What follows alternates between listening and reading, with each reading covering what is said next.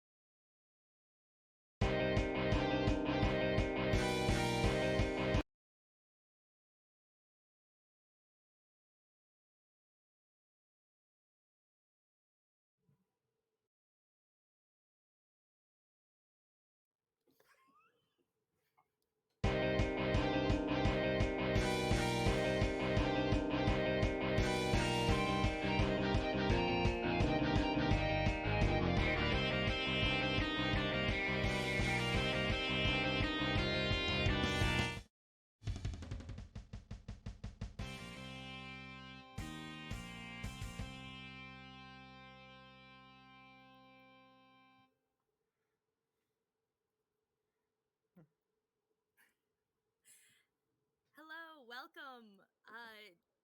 Tech check really fast.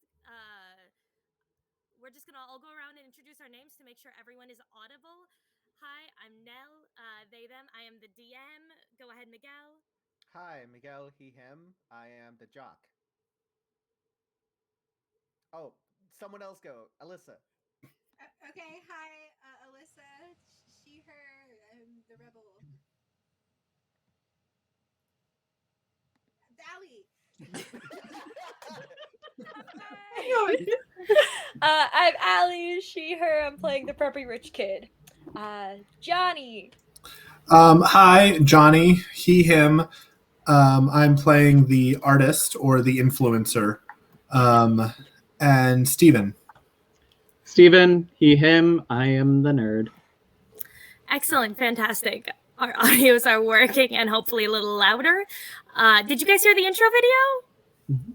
No, I had Did that ads. have audio? Yeah, I had a bunch of Yeah, ads. I've got audio. Yeah, I'd like 5 ads. Oh, great, fantastic. I think I hope everybody else everyone did. heard the ads.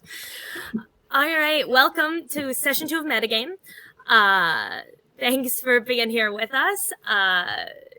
Hopefully, if you were here last week, you know the shtick. We're playing characters who are playing a game of Dungeon World. So we're going to, I guess, jump into character, introduce ourselves in character, and then play the game. And that's how we're gonna rock and roll today. I guess everybody do their get in character.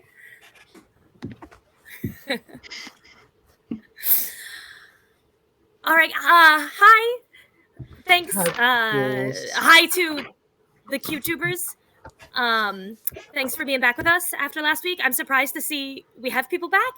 So thanks. We'll try to make today better, even better. We should probably introduce ourselves again.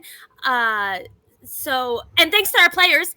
I know some of you didn't actually know you were going to have to do this more than once, but I'm glad you all came back anyways. Hi, I'm Jules. I'm running this game, and I am the president of the Dungeons and Dragons Club. So I'll throw it to our vice president, Berkeley. Oh, hi, I'm Berkeley Davenport. I am the vice president of the club. And should I say who I'm playing? Like my character? Yeah, introduce your character. That's perfect. Sure. I am playing Trixie, who is a fairy princess rogue, who will take your artwork, and if it is worthy, we'll bring it back to fairy, but only if it's worthy. What do you do with it if it's not worthy? No, we have me and Finn, right? That's your character's name, Laurel. That we sell it. We sell it to people. Oh, okay. Perfect. How about you go, TJ? A lot of the people are here to see you, so. Yo, what up? It's TJ. He's back once again. Check it out. We are back. We're doing a game with Nell. Sorry, not Nell, with Jules. And we are doing this metagame. It's so much fun. It's going to be a game, and it's D&D. We haven't done this before. It's not D&D. It's no. Oh, sorry. It's Is it Dungeon not? World. Oh, that's the only one not I've to heard about. disappoint. Oh my gosh. Sorry, QTube. I'm new to this. It's get pumped. Throw a comment down in there. Let us know. Let me know, because apparently I don't know what's going on. Oh, my character. Who's your character? My character's name is Legend, and he, like me, is a legend, but also the biggest legend here is Jules. Everybody, shout out in the comments to Jules. I know you're already doing it, but keep doing it. Keep giving Jules all the love. It's I don't get uncomfortable with attention or anything. It's great. How about you go, Ivan? Oh, great. I also don't get uncomfortable with it. I'm Ivan. Ivan. I play Jarvis. He's a shade druid. I don't know what job I have in this club. We didn't actually decide beyond president and vice president fully. So I don't know. Okay. Who's your character? Jarvis. Druid. Shade. Cool. Laurel, thanks for being back. go ahead. You can introduce yourself. Hey, I'm Laurel, she, her, and I'm playing Ben, who is a human fighter. I think that's what yeah.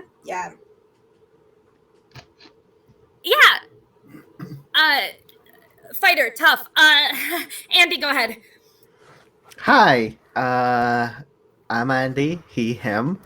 I'm playing LeBjorn, the Dwarven Western and Finals champion. Was that it? I don't remember anything else. Yeah, that's all I Yeah, need right now. Go Crows! Caw-caw! Yeah, I guess we should check in because we're like friends, I guess, or not, but colleagues in the club. So how's everyone's week? Anything? I know homecoming is next week, so we all gotta support Berkeley and go.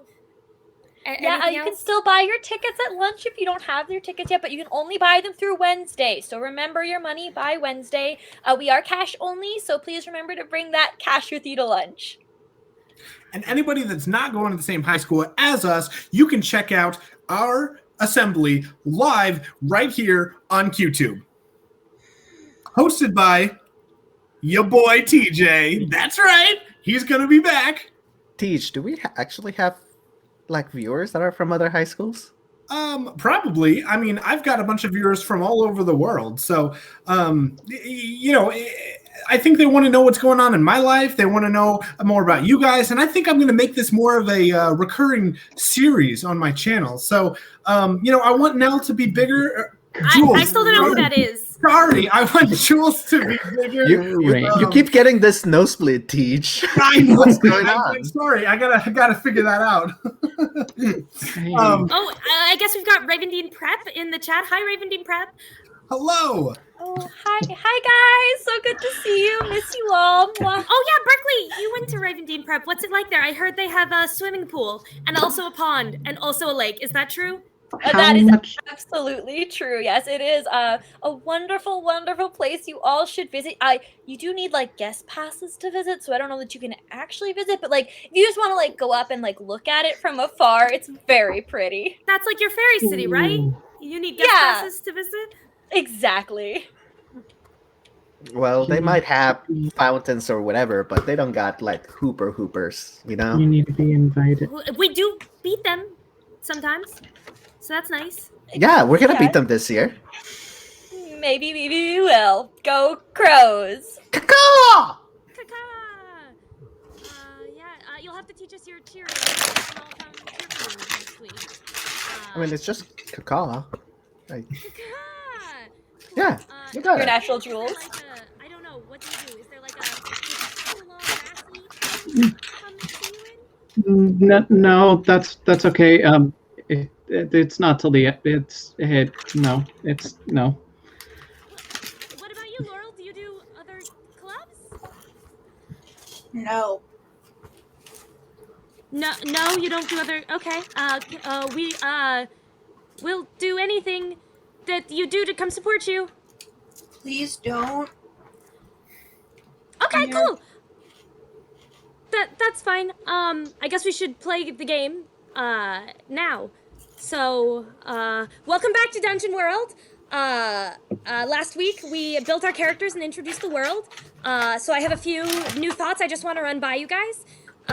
Since I had a little bit of time to think about it, and then we're gonna jump into it. So, Dungeon World, specifically, we are in the land of Amarel. It's a land that's mostly consumed by what's only called the Chaos. It's darkness and danger and monsters that just cover most of the land. Within the land, there are little pockets of civilization, different little towns and villages, and a few big cities. But most people never leave where they were born because it's so dangerous to travel from one place to another. Luckily, there are a few people called Wanders. All of our characters are Wanders. These are the heroes and/or mercenaries who are brave and deadly enough to travel from place to place. And they take jobs and protect villages and transport goods and all the good stuff that you need people to leave your city to do. And as we mentioned, we've got Jarvis, the Shade Druid, Legend, the Elven Bard, LeBjorn, the Dwarven Cleric, and we did actually decide that in this world, elves and dwarves used to be the same race. They were called the Dwelves. But they got into a big fight, huge schism. They won't admit it. They all say that they are separate peoples, and they live very separately. We have Finn, who is our human fighter, and Berkeley, who is our fairy princess Trixie. And as part of Dungeon World, they all have bonds with each other. And I was thinking a little bit, just to provide a little more context, for how you all came to be together. You guys will have to come up with some more details. But just to run by an order, tell me if this works or not. I know I talked to some of you about this over the week. Trixie and Jarvis are a fairy and a shade.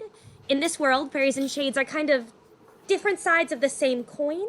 One of kind of the light, the daytime, bright magic, protecting humans and civilization. One of dark and night and shadows and the earth and things that crawl and slither and are in the ground. But because we've got a druid and a princess, they both had to kind of go out and learn a lot of things, and they, had to meet each other to work together. And so they came together to travel and learn. And then we know that LeBjorn saved Legend's life, and Finn saved LeBjorn's life. We've got a little chain of life saving. So I was thinking all three of you, set out on your journeys alone, and it's very, very dangerous to travel alone. So first, Finn saved Legend, and they traveled together, and then, nope, I'm backwards. Finn saved LeBjorn, and they traveled together, and then they met Legend, they saved Legend. Meanwhile, Jarvis is having dreams of LeBjorn, who has a great danger following him, and so Trixie and Jarvis ended up drifting towards the other group, following the dreams until they all collided in one tavern, picked up a job together, and have been traveling together for the last several months. Is that timeline? Is that an okay timeline? Do you think, guys? Love it, Jules. Loving it. Great. Why is Jarvis thanks. dreaming of me? Cool. Something. Oh, don't worry about you. that. You don't need to know about that. That's mostly for him. Awesome, and then you guys will want to fill in more details of that, but I just thought some about the timeline. So those are the characters, and then there is the adventure we dropped them into the middle of. This adventure, they were hired by the town of Wellspring. This is a very, very small town, barely more than a settlement, surrounded by forest. Usually known for their herbs, their spices, but recently all of their plants have begun dying away. They can't even grow enough food to feed themselves. They were searching for a group of wanderers who might be brave enough to venture into the woods and try to retrieve something known as the Rose of Flowers, very creative name, for the town, because the legend goes that the Rose of Flowers, anywhere you plant it, it will bring all other plants back to life. It will make the ground fertile again. The what goes? Oh my god. The Rose of Flowers? Yeah? You said it was what? You said legend? The legend go? I get it. That's really funny, TJ. That's a really good joke. That's really good. Woo! I lost my place. So they were outside the witch's hut in the middle of the woods, looking in the night to hopefully sneak through. There are lots of strange little gnomes and other wooden or stone statues. There are a lot of dark, bushy plants. It smells of mud and frost and blood. Our friend Jarvis shifted into wolf form and was able to smell where this rose was, because as the legend goes, it must be watered with blood. He, Trixie, Trixie and LeBjorn set off behind the house to try to sneak around to where this rose was to retrieve it. Meanwhile, Finn and Legend set off to the front to try to cause a distraction. They pretended to be siblings to cause a commotion. One of them was injured. I don't really remember which one of you. Sorry. It was Finn was choking, and I said, "My sister, she's choking. She's gonna die." Right. Yep. And the door flew open, and that is really where we left everyone off. Was the wolf, the fairy, and the dwarf creeping behind the house, the bard and the fighter staging quite a scene in front of the house, which is bold since, the point was to sneak around the cannibal witch, but here they are. Ooh. Jules, did you draw this yourself? Oh, no, I'm not an artist. I found it on Shutterstock. Okay. Shutterstock. So somebody who's a good artist did it. Okay. What's a great use of resources there, Jules? You're killing it as always, Jules. Keep it up. Thanks. Yeah, so we should pick up with Legend and Finn right out front of this house, calling out for any sort of help, attention. The door slams open, and a woman stands in front of you. She's younger than you expected from the descriptions. Dark hair, some red, vibrant paint down the middle of her face, large horns springing out of the side of her head, draped in some thin chains, thin jewelry, clothes of red silk and a billowing green fabric. And her face is dark. She scowls as she stares at the two of you and doesn't say a word, just stands in the doorway of her house, staring silently as you two put on a performance. What would either of you like to say as you see her? Help! Help, ma'am! My sister! Can't you see? She's broken! And very slowly, She has not much time left.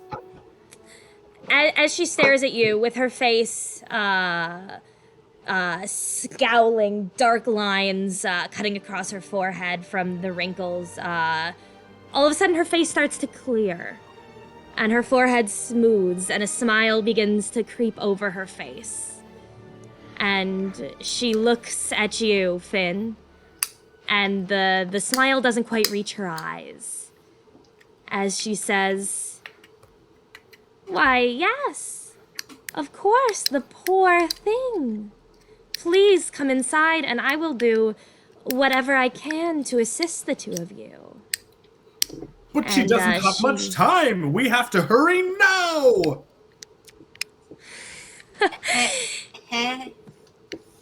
She cocks her head at this, Legend, and keeps smiling and says, "It's very dangerous outside at night.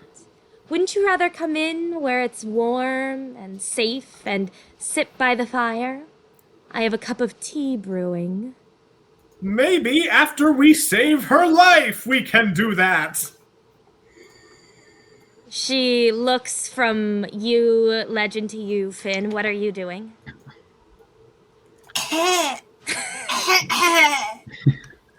And she strides outside, walking right up to you, Finn, and reaches out,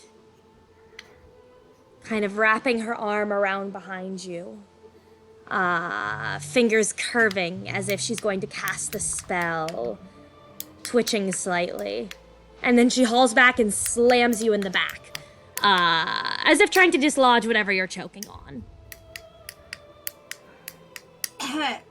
I did it. I'm saved. Thank you. Thank you, ma'am. Oh, I need to tell you all about how grateful I am. I've actually written a 50-page a memoir that you can sit here and listen to while that I have pre-written in the event that this exact situation were to happen.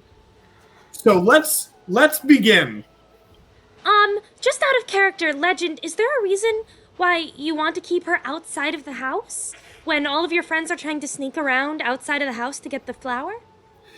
Because I figured, Jules, the closer that she is to us, the less likely she is to see our other friends. Okay, that makes sense. No, that's a good plan. I'll give it to you. But I don't know that she's going to give it to you that easily. She steps back with the same kind of glassy eyes and smile on her face. No. Wait a moment before you go back. I haven't even begun. You're welcome to come inside And stay out we here. begin. I want to thank. What was your name? She's turning Ben? and walking away from you. Where are back you going? Into the house, Come Legend. back, please. All right, we're going to switch to the other three. As Legend stands here on the cobblestone path up to this front door, shouting after her. Jarvis, you have been leading the way in wolf form to this flower. And, you all are creeping silently around the back of the house, following your nose. And sure enough, as you curve around to the side of the house, directly to the right, the smell grows stronger, the coppery taste of blood in your mouth. And you can see a rose bush, white roses on it. One white rose in particular, larger than the others, larger than any rose you've ever seen, sitting in the very middle of the bush. It seems to be unguarded. You all can hear Legend's voice booming out from the front of the house, and the occasional strange cough coming from Finn. And this flower is right in front of you. What would you like to do? Well, I think I'm gonna check it and make sure that there's no it's traps, right? That's the thing I check for. Yeah, It's that is the traps? thing you check for. Yeah. What's it? Do you want to introduce your move to us, Berkeley, since it's the first time Trixie is using this move? Oh, yeah, sure. I have a move called, it looks like Trap Expert, because I'm an expert with the traps, that makes sense. And you spend a moment to survey a dangerous area, and I guess find out if there's traps. Okay. So I roll for that, right? Yeah. I think you can roll. I believe it's plus Dex. Your move should say if you want to drop it in the chat, you can do that as well. Oh, so I have dice, and I rolled a 4, and then my dex is 2, so 6. So I think six. didn't go so well this time. Okay. So go ahead and describe for us what it looks like when you check for traps. What do you do to check for traps? Oh, well, I think that I stand in an area and I unfold my wings and I close my eyes and I hold out my hands and I just feel for any disturbances in the area, any vibrations that seem off or any strange disturbances in the beauty of the nature. Oh, I like that. So you all watch as Trixie closes her eyes and kind of puts her hands into the air, searching. How? Do you have some sort of fairy magic, almost like bat echolocation that lets you sense vibrations? Are you sending out pulses of energy to test them? Yeah, sure, that sounds great, Jules. Let's do that. Okay, fantastic. You do that. And as you send out a pulse of very gentle energy, just enough to test the area around you, one of the small garden gnomes that's just a few feet away suddenly starts to move. This stone gnome. There's a grinding sound as its head, it's been facing away from you, starts to turn very jerkily on top of its stone body. And the eyes, as it turns, you can see, are glowing red.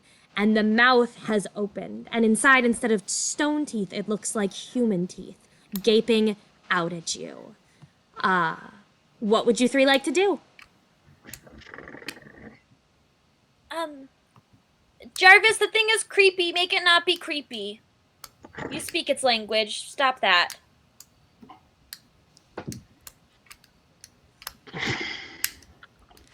Jarvis, did you just stick your wolf face up in the face of this little No, that this was little, at Trixie. beast?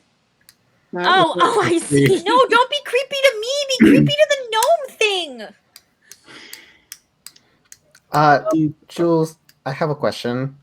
Yeah, of course. I haven't been able to stop thinking about this, but you said like the coppery smell of blood. Does that mean that copper smells like blood? No, blood Yeah, like if smells you like smell copper. a penny, it kind of smells like blood. Or if you Cool. have a bloody nose, it like smells like a penny. I didn't know that. You didn't know that? No, Don't you like bleed all the time in sports? not out of my nose.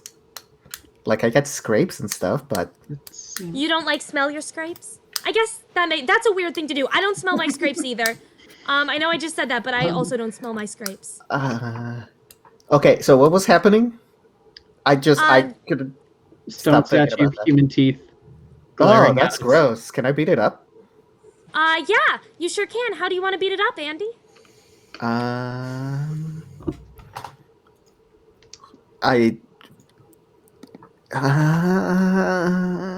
I have a warhammer. You do, yeah. This seems like it will be a great use for your warhammer. Do you Okay. want to step up and try to whap him with your warhammer? Yeah. How do I? Do I just say that I do it and? I do So it? that'll be a hack and slash roll. Hack and slash, for everyone, is anytime you try to hit something up close in melee. Different weapons will have different levels of effectiveness for this, of course, in different situations and such. So you can either roll your own dice, or if you want to open up your sheet, you'll actually see hack and slash is one of the moves listed, and you can roll on the roll 20. Well, I brought my Okay, I brought my grandpa's old dice that he used to like. I don't know. What do old people do with dice, anyways? Out in the park, whatever. Play Yahtzee? I like Yahtzee. Did you ever play Yahtzee with your grandpa? No, not Yahtzee. Oh, okay. But I guess I can use those. Wait, what do I do? You're just gonna roll 2d6. I'm gonna click it in the Okay. chat just so we can see the description, but we're not gonna take that roll. We're gonna take whatever roll you get on your grandpa's dice. Okay, so I rolled 7. Okay. Which means And then is that it? you get to add your strength modifier to it. Okay. You have all those different stats that tell you what your character is good at, so whenever you make a move, you get to add whatever stat is relevant. Hack Okay, and so- slash is all about being strong. So 16 is my strength. And if you open up your character sheet, Yeah. it should actually tell you what your modifier is. So if Oh, is that the 16 small is number? your strength, you'll want to add the small number. Exactly. That's what's called your modifier. Okay, so that would be 7 to 9. That would be 9. Awesome. So on a 9, that's what we call a mixed success. That's how this game works. You roll 2d6, and you'll either get a full success, which means everything goes really, really well. You'll get a 7 to 9, which is a partial success, which means things go kind of well, but something bad might also happen. Or you fail, which means I get to do something really mean to you. A 9 is a partial success, which means that you do successfully hit him, but he's going to get to attack you back, assuming you don't absolutely demolish him first. So, LeBjorn, can you give us a little bit of what I like to call Flavor Town for this? What does your Warhammer look like? Is there any magic? You're a cleric. Is there any magic that you use as you hit this thing? Take us to Flavor Town, Pound Town, whatever sports kids call when you do something really cool and flashy and showy. It's not Powhatan, that's for sure. And I think Flavortown has to do with that one famous family from Gallic, the Sextons or whatever. But so you said, oh, do you just want me to say something about how? Yeah, I I just do it? want you to describe it. Okay. Make it really epic. You're a hero. You're really good at fighting. So how's the epic way you use this Warhammer? Okay. You know what? I'm gonna take the Warhammer. I'm just gonna like shoot it up. Just let it go, like I'm alley-ooping the hammer to myself, and I jump up with the hammer and grab it at the top and smash down on this thing. I love it. Very cool. You get to go ahead and roll your damage. Each Okay. character has a different amount of damage they do, and it depends on what class you're from. So, I see that. LeBjorn, you're a cleric, and it says your damage is a d6 right here. So you'll just want to roll one of those 6-sided dice and tell me what you get on it. 5.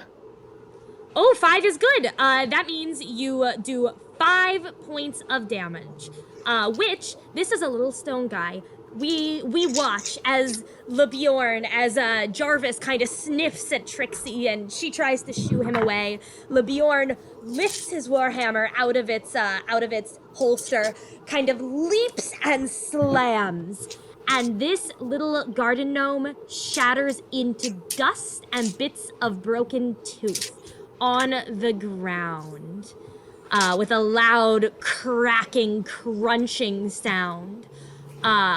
Unfortunately, as you snuck up and slammed down on this one, you didn't notice the small little flamingo statue.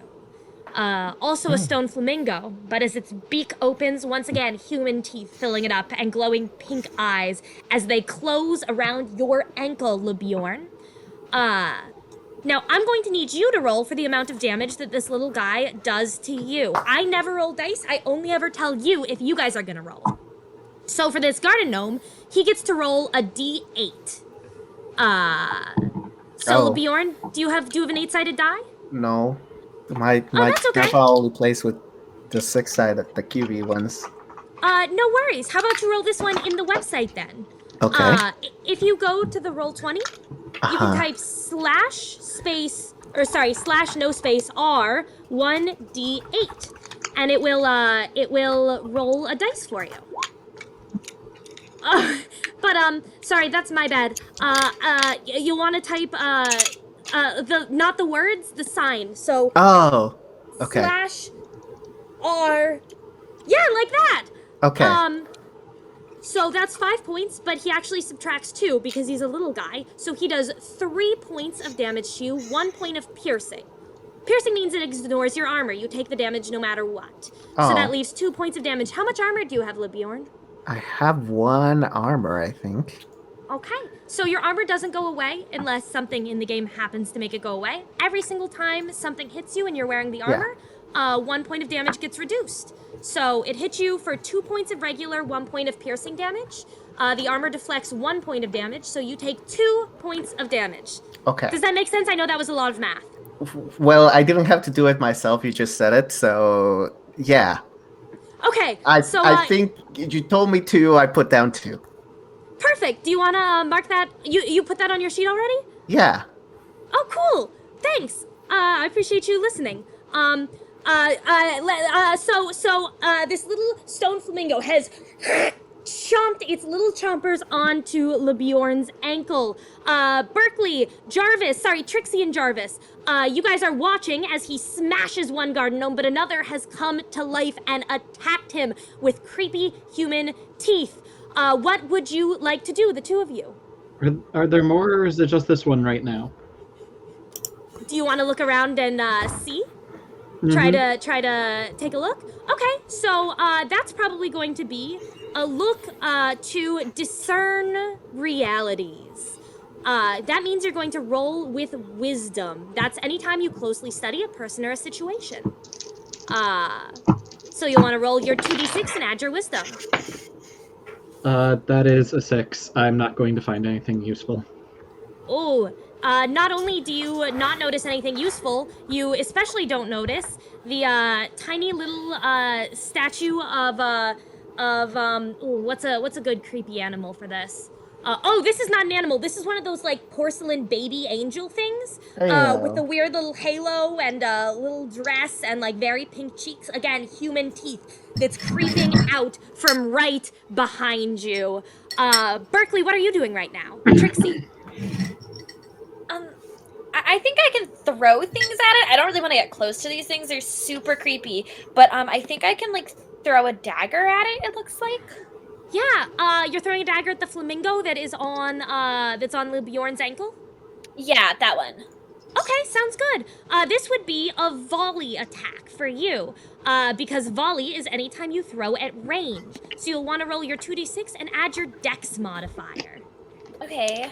I know this seems like a lot of rules right now, but I promise y'all are gonna learn it so fast. You're already great. Okay, so I got an 8. You got an 8. Awesome. So you get to choose one of these. Along with, you do throw your dagger and it's going to hit.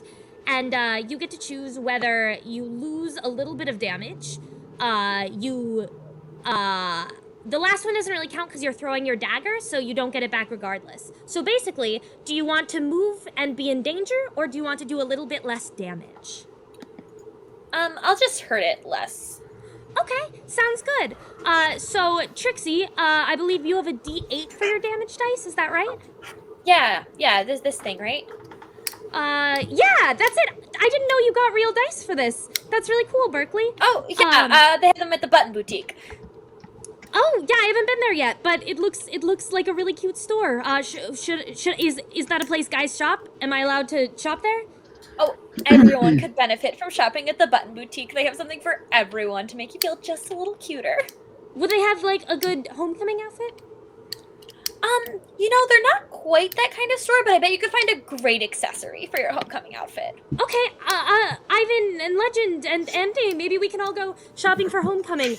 I mean, all of us should really go together. I know that you guys are more Andy, you're fashionable, and I guess TJ, you're a different kind of fashionable. Sorry, we're getting distracted. Berkeley, how about you roll your 1d8 of damage? Yeah, okay, I rolled a 1, but it looks like, because I'm a fairy and I'm super good at throwing things, I guess, I get +2. Yeah, okay, so that's 3 points of damage. But unfortunately, you are going to have to roll 1d6, which is, as Andy said, the QB one, to subtract from that. Oh, okay. Oh, well, I got a 6, so I guess I do -3 damage. Well, there is no negative damage. You will still do 1 point of damage as you toss your dagger and it chips into the side of the flamingo. You actually knock its entire tail off. It goes spinning. Unfortunately, it is still clamped down on the side of his ankle. And we're actually going to pause as the little angel baby creeps up behind Jarvis. And Berkeley has tossed one of her daggers, and LeBjorn is staring at the little flamingo with teeth. And check out Finn and Legend and the Witch. Because you all were standing there, given a great performance as she stood and stared at you with her smile, when all of a sudden, there's a crashing, crunching sound from the side. And her gaze doesn't move, her face doesn't change. She just keeps staring at you as she says, "And what was that, chickens?" So we can begin my 50-page thank you for rescuing my sister. What was your name again? I'm not doing the voice. What was your name again? She's going to turn and start walking around to the side of the house. Finn, are you going to do anything as you see her walking around towards where your friends are hiding? Yeah, I want to trip her. Oh, you want to trip her? I like it. Interesting. Didn't you do that to Mr. Morris last week? That was funny. That was really funny. He deserved it. Sorry if this is getting posted to the internet. He didn't deserve it. Mr. Morris, you're great. Mr. Morris isn't watching this. No. He's a major Dorcas.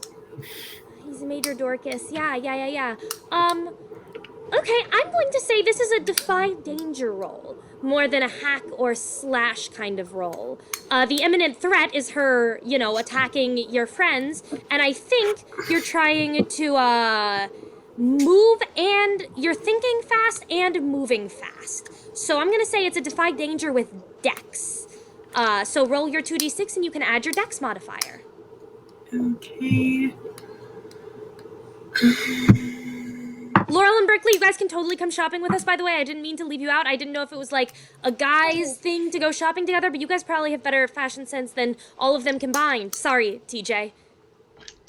Yeah, I mean, I do have my whole homecoming outfit picked out already, but I'm sure I could give you guys some pointers or something if you wanted to like send me pictures of what you find. Cool. Yeah. Laurel, how did your tripping go? I got a 10. Oh, you got a 10! Awesome! So, if you roll a 10 on Defy Danger, you do exactly what you set out to do. You stick out your foot.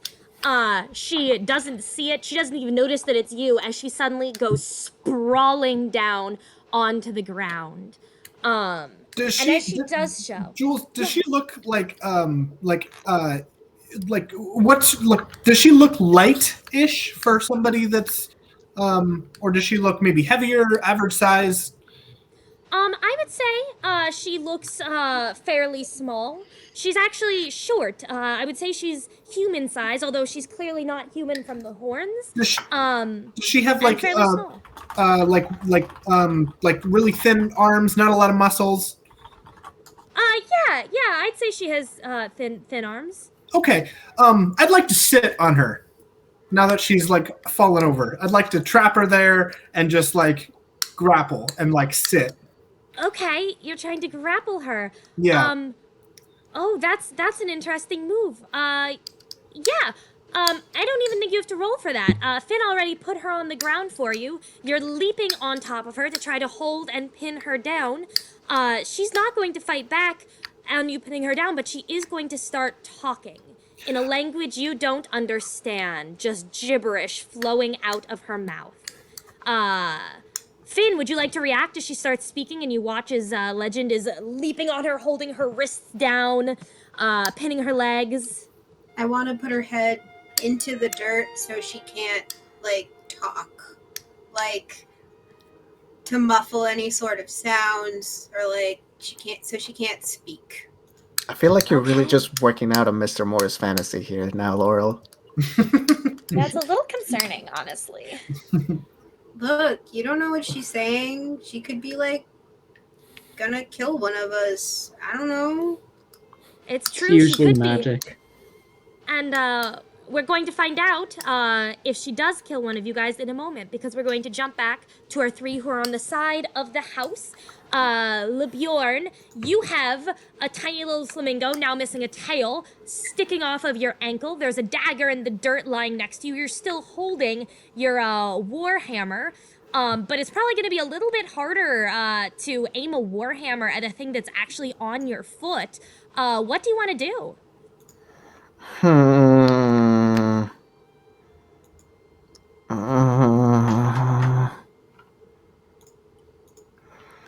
Can I just... What do I have? Can I just like kick it off of me? Can you kick it off? Yeah, again, I Yeah. think this is a defy danger. Your imminent threat is the thing biting your foot off. And this is a powering through, I think. So you can roll plus strength. Okay. And it's the same thing, 2 of the cubes? Yeah, 2 of the cubes. Okay. Oh, 11. 11, that's awesome. You kick and the thing goes flying. It hits a tree nearby and one of the legs cracks off as it looks like it picks itself up and starts to hop back. And as it hops, it starts to squawk. But each squawk is an awful grating sound of just sandpaper rubbing against stone. Meanwhile, there is another one sneaking up on Jarvis. And Jarvis, it's going to lash out to try to bite into your hind paw. So I need you to roll D8 for me. 5. 5 minus 2 is 3. 3 points of damage, 1 point of piercing. Do you have any armor? 2 armor. 2 armor. Okay, so only the 1 point of piercing damage hits you. You can subtract 1 hit point as this tiny little angel just sinks its teeth into your leg. You are certainly now aware of its presence. And if you want to let out any sort of growl or howl, Berkeley is as well. What would you guys like to do? Actually, yes. I would like to. We heard wolves when we first came in to this place. So, Jarvis is just going to look at it, growl, and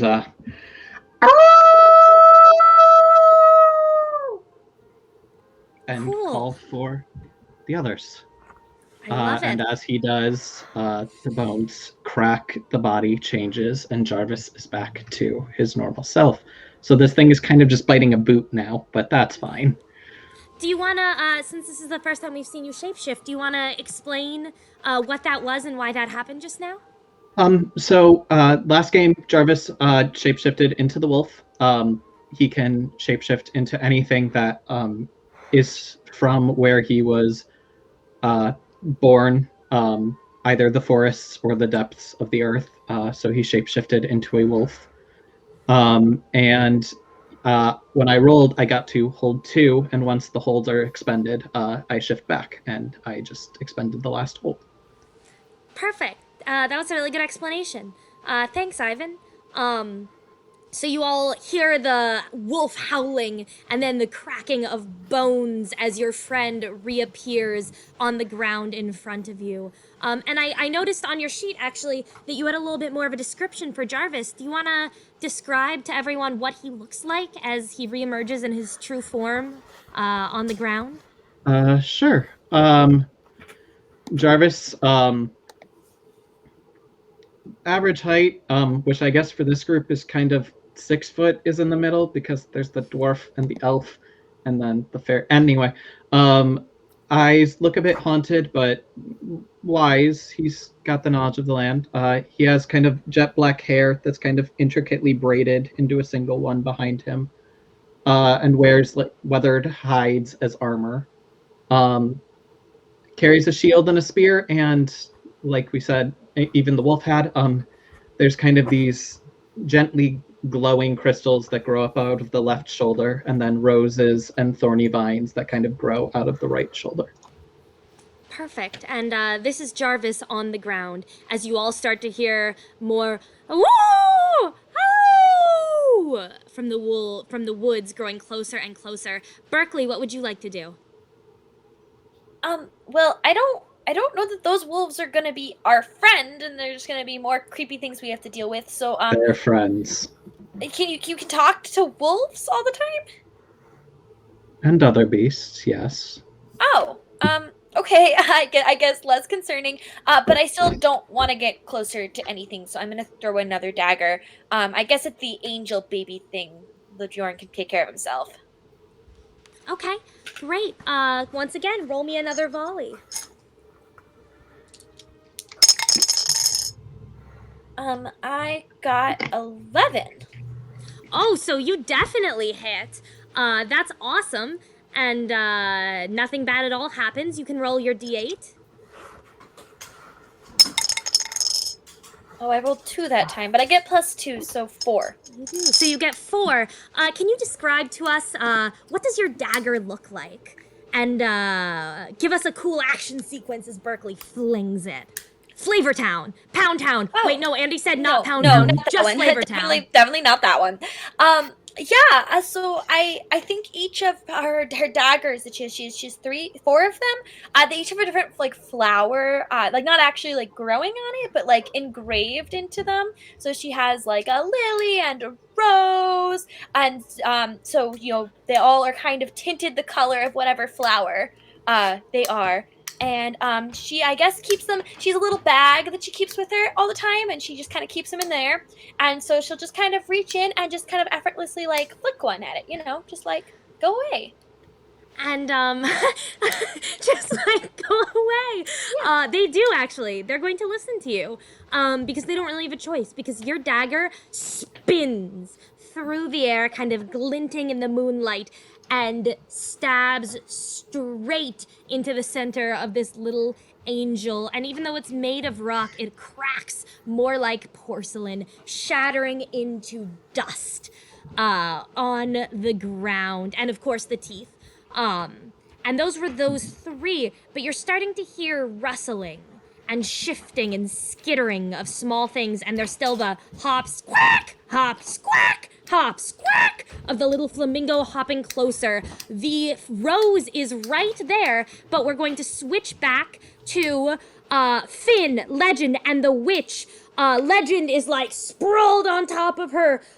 Finn is trying to shove her head to the side in a very classic elementary school bullying move. Finn, I will need a defy danger roll from you, this time using your strength. Okay.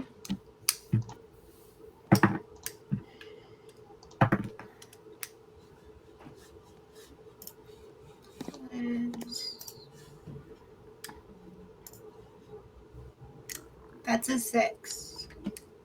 That's a 6. Okay. So you on a 6, that's a fail. It means I get to do something pretty rude to you.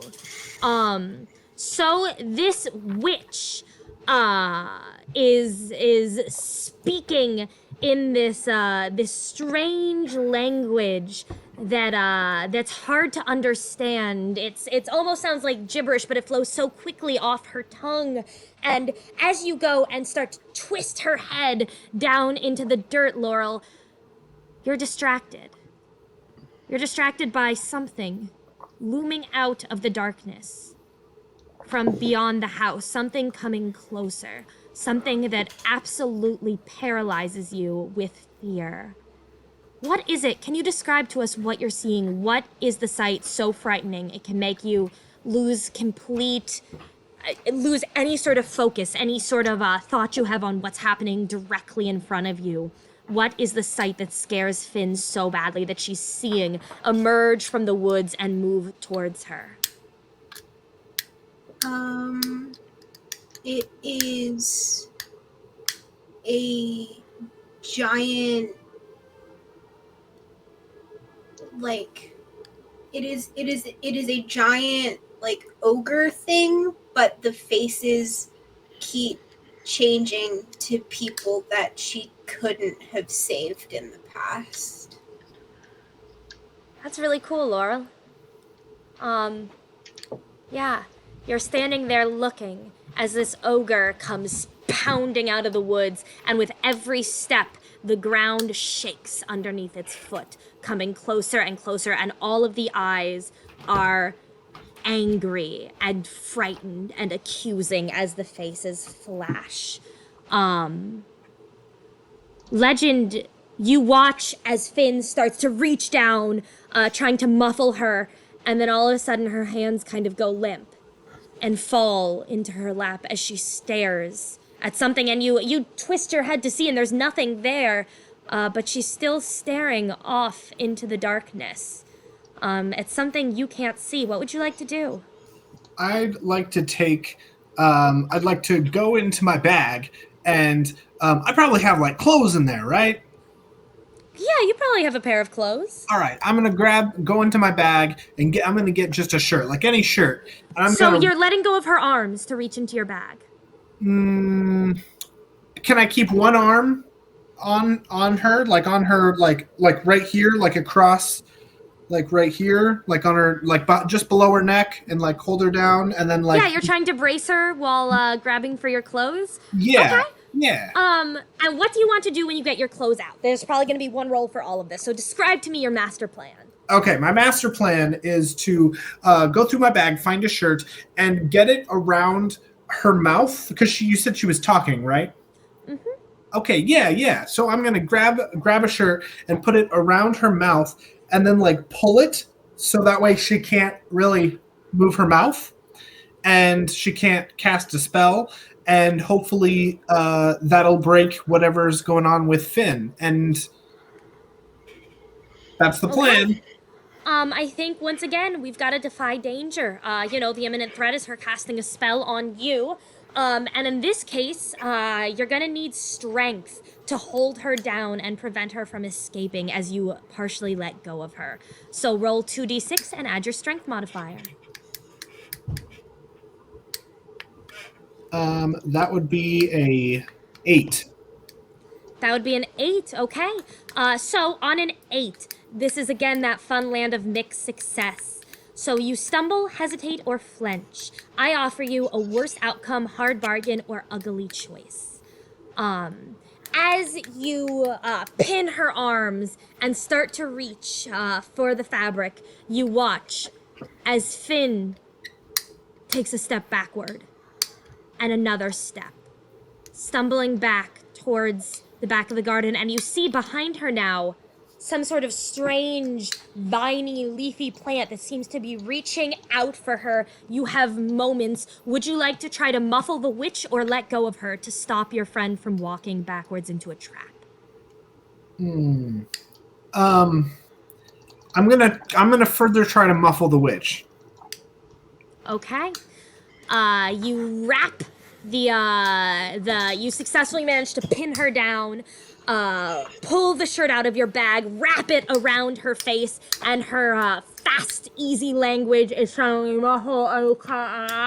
and you can see her eyes for the first time are starting to show an emotion as spit kind of stains the rag as she tries to shout over it. Finn, you are stumbling backwards when all of a sudden, from behind, these vines wrap around you. I need you to roll me a d4. That's the little tiny pyramid dice. I only have the square one. Okay, that's okay. So if you go into the chat, just like Andy did, on the site, you want to type slash, but not the word slash. Not like, the word. Yeah, I learned that. slash R, the letter R, space 1d4. Ah, So, just a quick question, Jules. But my stopping the witch from talking didn't take the spell off? It didn't affect these plants at all. Finn, how much armor do you have? A lot. Hold on.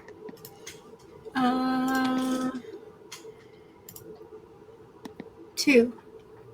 Okay, 2 points of armor will defeat the 2 points of damage. It wraps its thorny vine around your ankle, but it just kind of digs into the leather of the boot. You take no damage, and you are still seeing this ogre coming towards you. But now there's something trying to hold you in place. It's not letting you get away. We're gonna come back to the two of you in a moment, but we're back to the other three. Jarvis, Trixie, LeBjorn, you're hearing the skittering, the squawking, as more of these little stone statues seem to be creeping out of the garden towards you. The rose is right in front of you. What would you like to do? Well, I mean, I guess you guys don't want to. I'm just going to take it, right? Like, yeah, again, that's what I do. I'm just gonna. I want to pick up my daggers because I don't want to lose those. But I also just want to like, just take it, right? There's no traps or anything. There are no traps as you reach out and wrap your hand around the rose to pluck it. There were no traps, but unfortunately, there is something else going on with this rose, and I need you to roll 2d6 and add your constitution. I got a 7. Okay, so on a 7, you wrap your hands around the stem to pluck it, and you feel a thorn pierce into your palm. And as it does so, there's a moment of pain and then just warmth throughout your whole body. Nice, calm warmth. And you know that as long as you're standing here with this rose, you're completely safe. Nothing can hurt you. It's going to take care of you. Jarvis and LeBjorn, you watch as Trixie reaches out, grabs the rose, and then kind of freezes, her entire body just relaxing, and her face starts to go pale. And as you watch, the white petals of this rose start to slowly turn red. Blood, feed it blood. No. Would either of you like to react? Ivan, do you got Yes. anything? I want to. It's a mixed bag. We need that, but we need her away from it first. I want to just get her grip off of the rose and try to get her away from it. Okay, you're going to step up, pry her hand open, and pull her away. You can do that. Can I Nothing to help? stop you. Can I help him in any way? Yeah, of course. You both step up. Ivan, you kind of unwrap her hand from the stalk. LeBjorn, you put your hands on her shoulders and tug her backwards. And as you stumble away from it, Berkeley, the pain starts up again in your hand, and you immediately know that was not good. Whatever was happening to you is not good. But there's also a bit of a sense of loss of that warmth and that safety and that protection you had. As you all stand and look at this rose.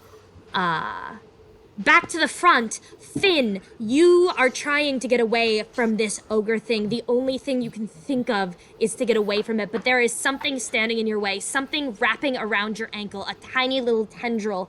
You look down, and the tendril is connected to a huge plant that is trying to reach out with you with much larger vines. What would you like to do?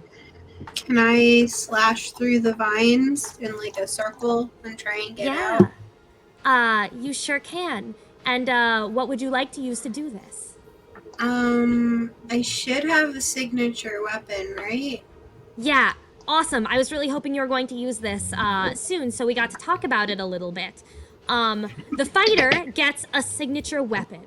You're the only one who has a weapon like this. It's special to you, and it's very key to who you are.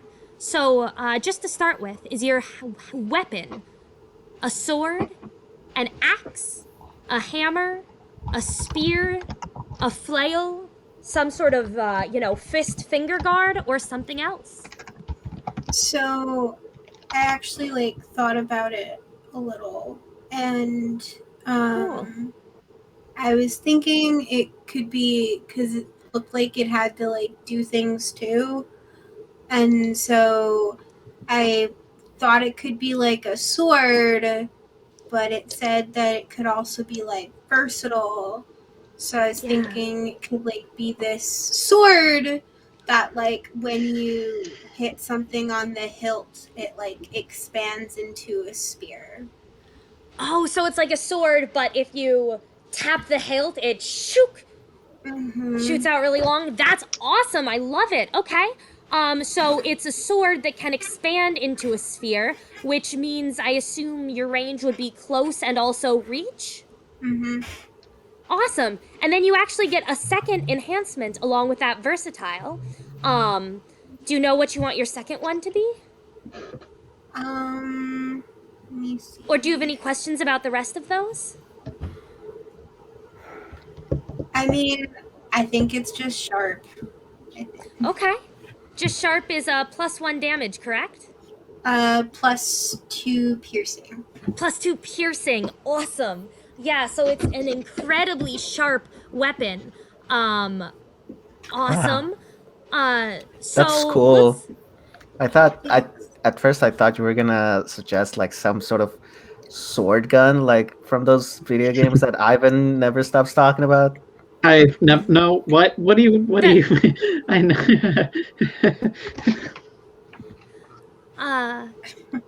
Okay. And Laurel, you get to choose a look too: ancient, unblemished, ornate, bloodstained, sinister. So I think it's unblemished because it's everybody in the order gets their weapon, but it changes as you go on missions and whatnot. And the goal is with enough experience, it'll actually reveal a name to you, but it's gonna take a while. Okay, so it looks pretty shiny and new, and it's clean. It doesn't have any marks of a lot of use yet. I really love that. So I just want to ask a few more questions about it, if that's okay. I think this weapon is awesome. I'm really excited about this. Do you get it like when you become a full member of the order? Is it like a reward for completing something? Is it when you first join the order? I think it's like after you train. So like you train and then you have to like you graduate and you're like a full-fledged member, but like they're like upper people in the order. And so it would be like for like you get it right when you just graduate. I love it, right? And everyone's weapon is a little bit different? But it starts out pretty uniform and then it's like a little bit magic in that it changes as you like grow as a person and stuff. So when it starts, maybe it's just a basic sword.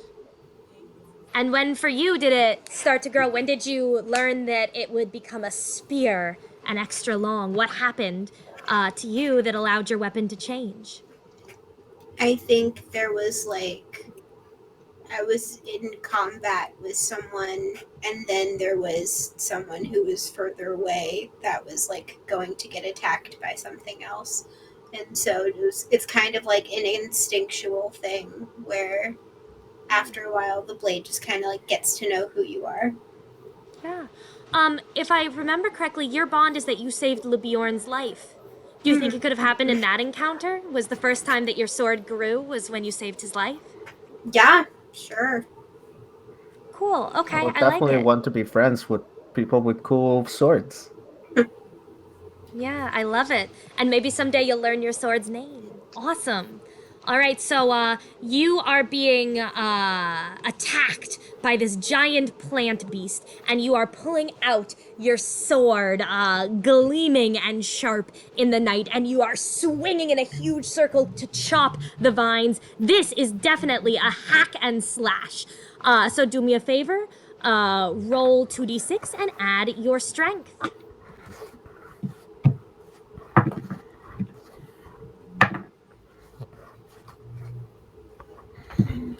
That's 11. That's an 11. With that, the moonlight shining off your weapon and in your short hair, you slam the blade through. The two enormous thick vines with thorns go flying to the ground. And you have some time to get out of its reach as you see the vines starting to regrow from where you locked them off, but you have time to move away. Legend, you just managed to gag the witch. You see Laurel unsheathing her weapon and slashing at this creature and continuing to move away from you and your friends. What would you like to do? Well, first, I'd like to turn towards Finn and say, "Good job, Finn!" And then I'd like to look back down to the witch and say, "No talking until legend allows it." Okay, great. That's all you're going to do. Cool. And we're going to hop back to Jarvis, Trixie, and LeBjorn, who just kind of escaped the pull of this flower. The skittering is getting louder. You probably only have a few seconds before another wave of those creatures arrives. What are you doing? Wait, there's more, like, lawn gnomes? There were many stone creatures when we came in here. If they're all mobile. Jules, could I say that I have gloves? I feel like I would have a really cute pair of gloves in my bag. Can I say that I have I love those? it. Yeah. What do they look like, Trixie? I think they kind of look a little bit like they're in theme with my daggers, where they have like vines circling around the fingers, and then they have different flowers on the palms. I love that. But I always want to put those on, and then I'll re-grab the flower, because it's like having gardener's gloves on or something. I should have thought of that. Oh, that's a great idea. You reach around with your gloves, and you try to pluck the flower. I'm gonna say you're gonna roll Constitution again, but this time with advantage, which means you get to roll your d6 twice, and take whichever one is higher. So you roll 2d6 once, see what the score is, and then roll again. Well, I got a 5 twice, and my Constitution's 0, so that's 5. Trixie pulls the gloves on, kind of turns and winks at the two of you as she shows off her beautiful fashion pieces, reaches out to grab the rose, and as if it's cutting through butter, the thorn doesn't even take a moment longer to plunge straight through your glove. And Trixie, it's really nice. It's that warmth and that safety and that calm again, and you're a little annoyed that they pulled you away from it before, because now you feel really good. Jarvis and Bjorn? It's your turn. Okay. By the way, just to be clear, I don't have like a shield or anything, right? Because I kind of I wanted think you to. took the chainmail. Yeah. Okay, and I can only take one. For now, you might be able to buy one later. Okay. Cause I feel like it would be cool to do one of those like the Captain Quilmerica things with the throwing the I shield. know that one. I know Yeah. that Captain one. America, yeah. Yeah, I mean everybody knows that one. Yeah, of course. Okay, so maybe I can just. Are okay. you trying to think of something sharp? I guess I Because just. You do see the daggers glinting in her belt. Oh wait, I think okay. No, I know what I want to do. Wait, no. Can I? Wait, before that, Sharp. How high is the rose from the rest of the bush? Or is it like flush with the rest of the bush? It's in the bush. It's just the biggest rose in the bush. Is it like on the side where if we cut it, it would fall? Or is it like up top in the middle? It's pretty well entrenched in it. It's pretty in the bush, yeah. Okay, never mind. Go, Bjorn. Okay, I think what I want to do is it feels like I mean there's the thing that is gonna keep happening. So do I have like rope or something? I don't know. Do you have adventuring gear? I do have adventuring gear. Okay, so the way adventuring gear works is it's just kind of a miscellaneous collection of useful items. But it only has 5 uses, which means 5 times you get to name something that's pretty standard adventuring gear, like rope or a lantern or, anything like that. And you can pull it off and you just mark 1 use off. So you can pull rope out of your bag and mark 1 use off of your adventuring gear. So then after that, I don't have a rope? You still have that rope. Okay. Okay, I'm confused, but I have You'd a rope be able right to now. pull less random stuff out of the adventuring gear. Yeah, you only have later. 4 more items you'll be able to pull out of the adventuring gear. Okay. Yeah, the rope stays. The rope doesn't go away. Okay. So can I make like a tourniquet around Berkeley's hand so that at least, if it's gonna take blood, it doesn't take it from her whole body. I'm sorry, your answer is to cut my hand off? That's what we're going with here? No, cut the blood flow from the rest of the body to the hand. Okay, but if you do that for long enough, my hand's gonna fall off. Hopefully you won't be doing it for too long then, Yeah, I guess. Be there that long. Yeah, sure. I don't even think you need to roll. You're a cleric, so you know how to make a tourniquet. You start to tie the rope as tightly as you can around her hand, and it goes from the kind of pale it already was, it starts to almost turn gray as you tighten the rope. We're gonna save your hand, okay? Uh-huh. Probably. Now that you've got I don't know how this game works. You've got it tied off, but she is still standing and staring at it. Although the color seems to be draining from her cheeks a little slower, but it doesn't seem to affect her mental state as she stands and stares at it. Is she still, did she pluck it ever, or is it still in the thing? It's still attached. As soon as it touched her skin, she kind of stopped what she was doing. Okay, then can I smash the bush? Can you just... I mean, I thought you wanted to, cut it off, if I smash down on the rest of it. I mean, that's a way. Yeah, I guess so. I guess you can smash the bush. My plan was to cut it, and then I do have a shield, so I could just put it underneath so that nobody's actually touching the thing until we can figure out how to contain it. Do you want to smash it, Bjorn, or do you want to let Jarvis cut it? I thought we were doing both. Oh, at the same time. He's saying smash down what's around the one we want so that I can get... cut. I see. Oh, that's awesome. That's a great, nice, absolutely. Bjorn, you slam with your hammer, just kind of sending leaves flying through the air and crushing some of the other roses into just kind of dust. Jarvis, you slice. What are you using to slice? I mean, a rose for a rose. She has the dagger right there. Okay, you're taking one of Trixie's daggers and cutting the flower. It separates. Berkeley, you're now just holding a rose, but still, it's so warm and nice. The entire rose is slightly pink. And as you guys watch, there's a drip of blood from the stem. Yep, don't like that. We gotta get her to not be holding it anymore. How would you like to do that? Pretty though. The Bjorn, if you kind of do the same thing we did before and kind of pull her fingers off it, I'll hold the shield underneath so that it falls on that instead of us. And we can get it out. I guess I do that. All right, Berkeley, they pry your fingers open, the flower falls, and you are immediately a little bit woozy. It's almost, the stars are swimming a little bit in the sky above you, and your hand aches really badly now. You're gonna want to, like, move your hand just a little bit just to make sure that the blood flow can... What is on my hand? What did you? We should take the tourniquet off first. Yeah. Otherwise the blood won't flow. Okay. Berkeley, you're taking a temporary -1 to Constitution. So any roll that requires you to use Constitution, you have a -1 for the next little bit of time until you can kind of take care of this. Is that sick thing that I see on my sheet, or is this different? Yeah, no, this can be sick. That works. Yeah, you can check off sick, and just remember that anytime you're rolling Constitution, you're gonna get -1 on it. Great.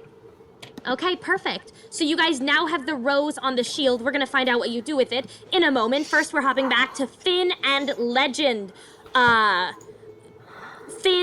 Legend, you are watching as Finn backs away, making it to the very edge of the gate. You are still sitting on top of the witch. What would you like to do? So, I would like to use my special ability called Bardic Lore. Okay. And I would like to know what spells this witch might know. Oh, can you drop that move in the chat so I can see exactly what it is? Yes.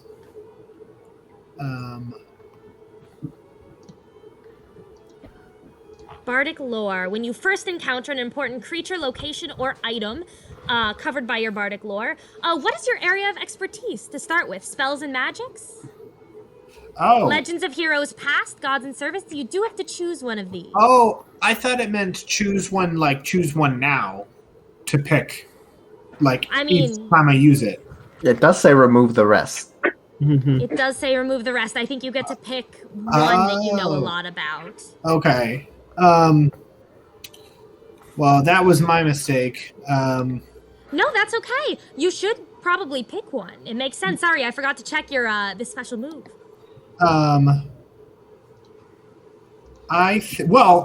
There's one called Legends of Heroes Past, so it's kind that of makes a lot of sense for Legend. It's kind of perfect. So even though that doesn't apply here, I have to. You still can try to discern realities. Closely study a situation or person. You can try to study either the witch or Finn if you want to try to get a little bit of more information about what's happening here and potentially how to help her. Or you can try to spout lore if you think you know anything about spell casting. Either discern realities or spout lore could potentially help you here. Could I instead use charming and open? Go ahead and drop the description so I can see what it is.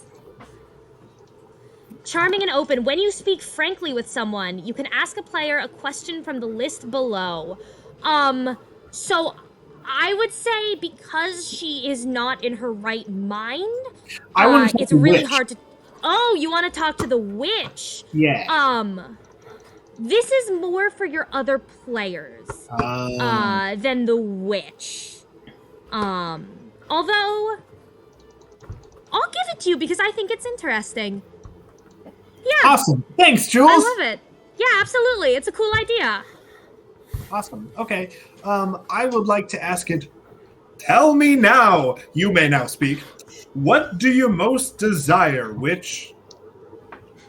Okay, you ask her what she most desires, and she stares at you. Her eyes, going glassy again. Now that the bandit, the tie is out of her mouth, the anger kind of fading as she stares at you, and then starts to smile a bit. But it's an angry smile, and she finally says, "I wish everyone would just leave me alone." Well, that can be done. Oh. My bad. And then she continues talking. And her face is strange. The emotion doesn't process quite right. And it's as if she's still thinking about her own answer as she asks you, what do you most desire? To be the most legendary adventurer that's ever adventured. Okay. She doesn't even respond to your answer. Not speechless. It happens a lot. Finn, we're gonna hop into you real fast. As Legend is talking to her, you've had another moment to back farther away. You're starting to hit the fence, and this ogre is still coming towards you. I'm gonna give you a chance. It's up to you what you would like to do. If you would like to just turn and try to leave, or if you would like to try to defy danger to stay, because for the first time, as you kind of hit the fence and it jolts you for a moment, you can feel your sword in your hand, and you can see just in your vision barely the form of your friend on the ground. Would you like to try to defy danger to stay, or would you like to turn and get away from this creature? I'll try to defy danger. Okay. I think that this is mental fortitude, so you'll want to roll twice and add your wisdom.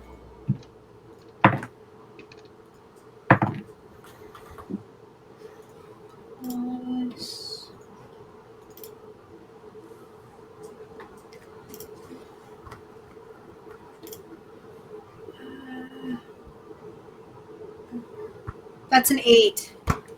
That's an 8, okay. Worst outcome, hard bargain, or ugly choice. So I'll give you the choice. From your position, you now can see your 3 friends around the back of the house. They're holding a shield up as if they're carrying something on it. You can see Legend on the ground sitting on top of the witch. And from this vantage point, you can see the garden gnomes, the statues coming out of the woods. You see 2 moving in towards Legend. You can count easily 6, 7, 8 starting to circle and emerge from the clearing around your other friends. You probably only have time to get to 1 group before the monsters reach them. Where are you going? I mean, I swore to protect Legend, so Okay. I think I gotta Even go though there. the ogre is standing over him, you know if you don't go back, his face will be the next one you see on this monster's face. So you charge forwards, back towards Legend, back towards the witch, back towards these monsters, and back towards the giant. Jarvis, Trixie, LeBjorn, you're hearing the skittering and the scraping growing loud. You have the rose on the shield. You're hearing shrieks and shouts and chaos from the front of the house. What would you like to do? Do I have help coming? Is the howling continuing? You're growing hearing louder? the howling. It sure is. It's getting much louder. Okay, so we might have help coming. If they can get in the fence, but I got in the fence, and I've got these thorns, rose. So Jarvis's shoulder is all thorn vines and roses just already there. Can I kind of place the rose there amongst the others to keep it protected? Because, like, that shoulder's already numb. It's already stabbed a bunch. I mean, you pick it up, you put it there, and I need you to roll me Constitution.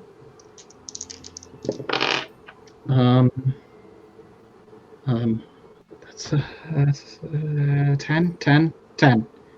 4, Okay. 6, 3, 1, 10. 10. You put the thorn there, and nothing happens. You feel like you can still move. All right, time to get our friends and get out of here. Yeah, do we want to maybe I'm good at sneaking. That's kind of my thing. Do we want to like sneak up on them and so we can like surprise the witch? Can be done. I would like to shapeshift back into the wolf Okay. while we're here. Yeah. How many uses of that do you have? It doesn't say. I think I just keep rolling every time I do it. It doesn't say it's a usage thing. Oh, but I get to make the hard move if you fail. Awesome. Okay, yeah, then you can roll. 11. 11. You shift Hold 3. back into a wolf. And then I will I follow pet these. your head. I shy away so she is further away from the shoulder with the stabby rose. Okay. Jarvis and Trixie, you two are sneaking around to the front to try to surprise the witch. LeBjorn, do you want to try to sneak with them? Sure. Okay, I don't so know I what think the else I way this would is do. going to work, because you're probably the loudest, you're going to roll this sneak, but you get to add 1 because presumably the two of them are trying to help you and keep you quiet. So you can roll me 2d6 and add your dex to see how quiet you're able to keep. 6. Yeah, okay, so we have Jarvis padding silently in wolf form. We have Trixie, feet barely touching the ground as she basically dances around the corner of the building. And then we have LeBjorn watching them, trying to copy them. Clump, clump, clump, clump, clump, clump, clump. And as you guys turn around the corner of this building, you can see the witch on the ground, Legend sitting on top of her, Finn charging towards you all, sword out, and a dozen tiny stone creatures surrounding you all. And we're gonna take a bio break right now. It feels like the time. So everyone take a breather, get some water, get a snack, go to the bathroom. Be back by 9:35 and we will find out what happens now that our group has the rose and is finally reunited. Okay. Jules. Cool.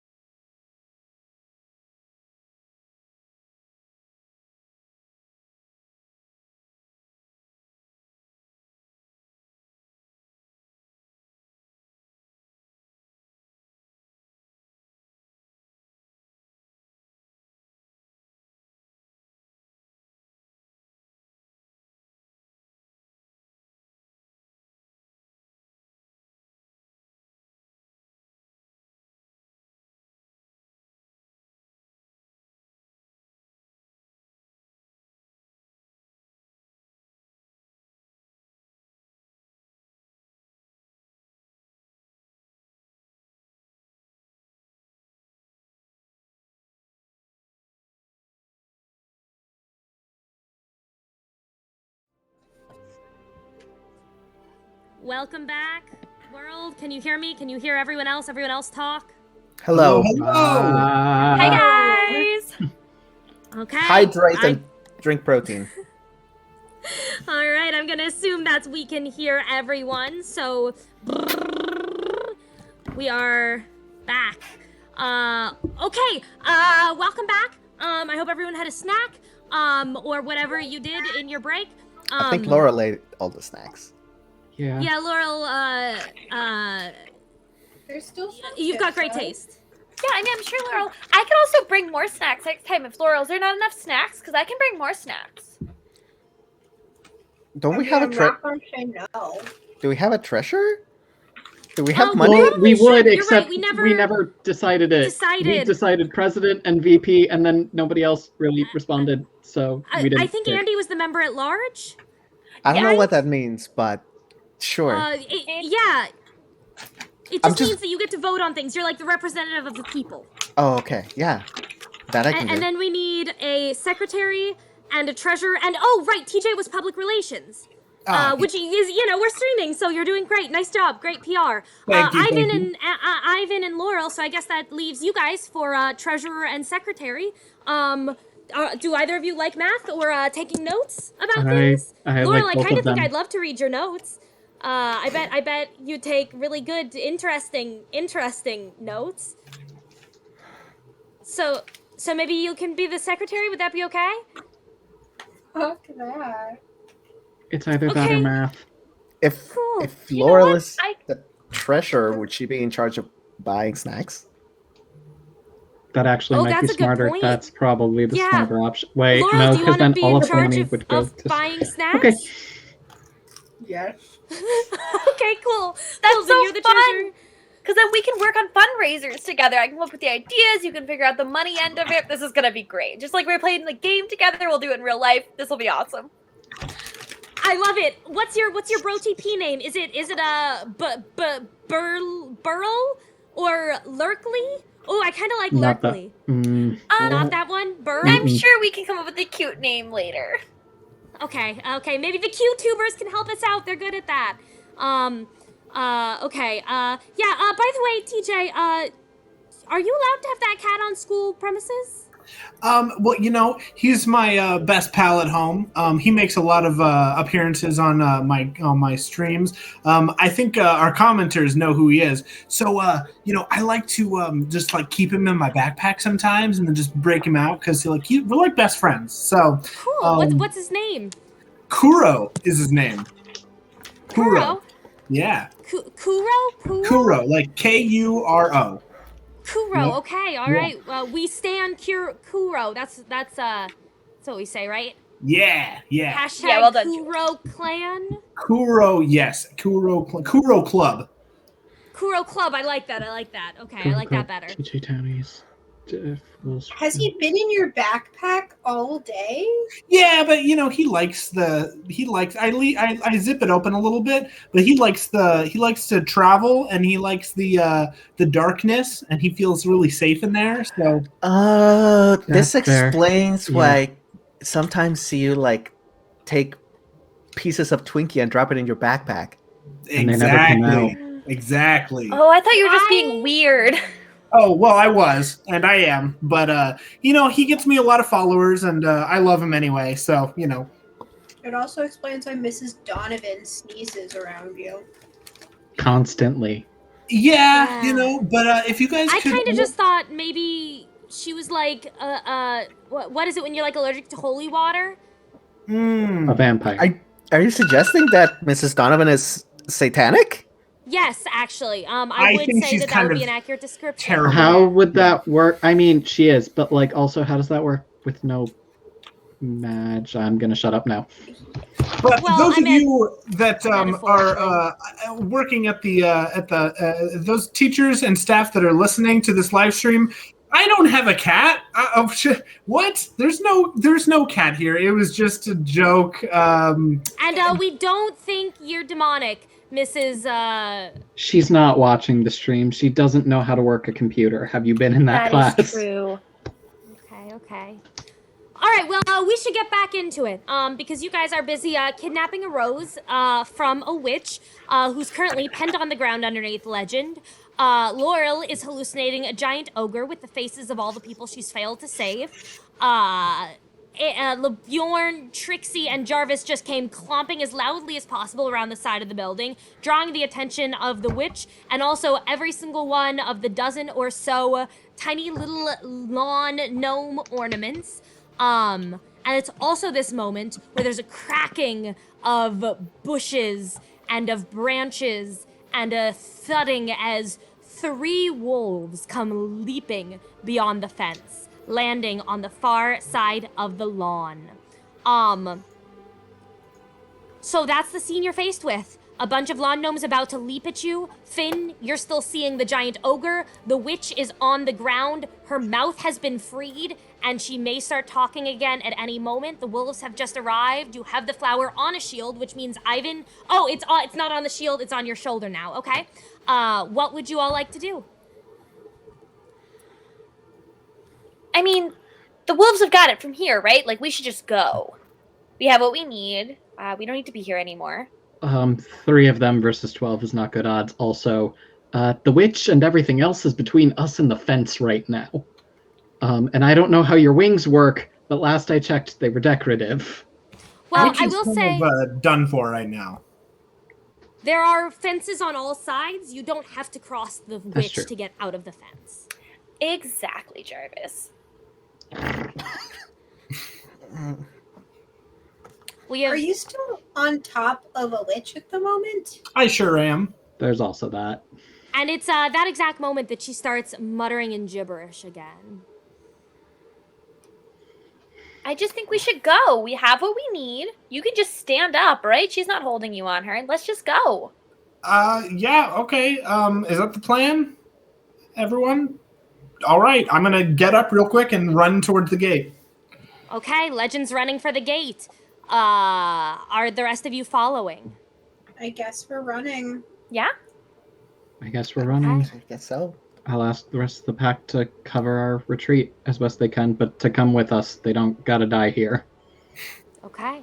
There are actually, here's a question. Aren't you in wolf form again, Jarvis? Which means you can't actually speak to them all. Not to my party, but I mean, as a Right. druid, I can talk to the wolves, and Yes, I to the figure wolves. that's more accurate when I am a wolf. Yes. Oh, no, I agree. Just as a note for the future, you actually can't speak to your party in wolf form. That's true. Can I do something? I think I can do Yeah, something. sure. As your friends all start to run for the fence, what would you like to do, LeBjorn? Can I mean, I have a thing that says cause fear. Can I make the witch afraid of me? I love that. Can you, I think that's one of your spells, is that right? Yeah. Do you think you could drop that text in the chat? Maybe. If you just click on it, it should toss out there. Okay, it did it. Perfect. So choose a target you can see and a nearby object. The target is afraid of the object so long as you maintain the spell. The reaction is up to them. Flee, panic, beg, fight. While the spell is ongoing, you take -1 to cast a new spell. So you will have to pick an object, not you. What object would you like to pick? Can I pick my armor? Can you pick your armor? Yeah, sure. You can make her afraid of your suit of armor. And then, LeBjorn, this is the first time we're seeing you cast a spell. So I'm going to just open this up so that I can double check it as well as our watchers. You are unleashing a spell granted to you by your deity. You'll roll your 2d6s and add your wisdom. Okay. Gotta find that. So 2d6s and my wisdom. Okay. Oh, that sucks. 5. Even with your wisdom? Yeah. Oh, that's not good. Okay, well, go ahead and give us the description anyways of what it looks like when you cast a spell. What happens? Oh, I hadn't thought of this. Okay, Good wait. time to think of it. I have a thing. it told me that I should have a divine symbol, which is my championship ring of Broden. Did you get that when you won the giant Championship? tournament? Yes. Yeah. So I'm gonna hold it aloft and just scream, Broden! Is that it? Can I? Sure. Yeah. You hold it aloft. You shout, Broden! And what normally happens when the spell works? What's the visual effect? Take us to not Pound Town, Flavor Town. I feel like you gotta let this Pound Town thing go, Jules. Jules is learning. This is great. You learned some new information today and you're just applying it. You're doing a great job. Oh boy. I'm not good at this. What it looks like. It's nothing to not be good at. LeBjorn, if you were going to describe the sports movie shot of you scoring that final basket, is there a swell of music? Is there kind of a light? Are you going in slow motion? What does it look like when you score the championship basket in your fantasy epic finale, final climactic moment of the sports movie? Okay. Just give me a second. I swear I'm not dumb. This is just anxiety. Yeah. I think. Okay, I think what I want is a light shines on me from above, and then a bunch of streamers and confetti, the color of our school, black and blue, fall down around me. I love that, Andy. That's awesome.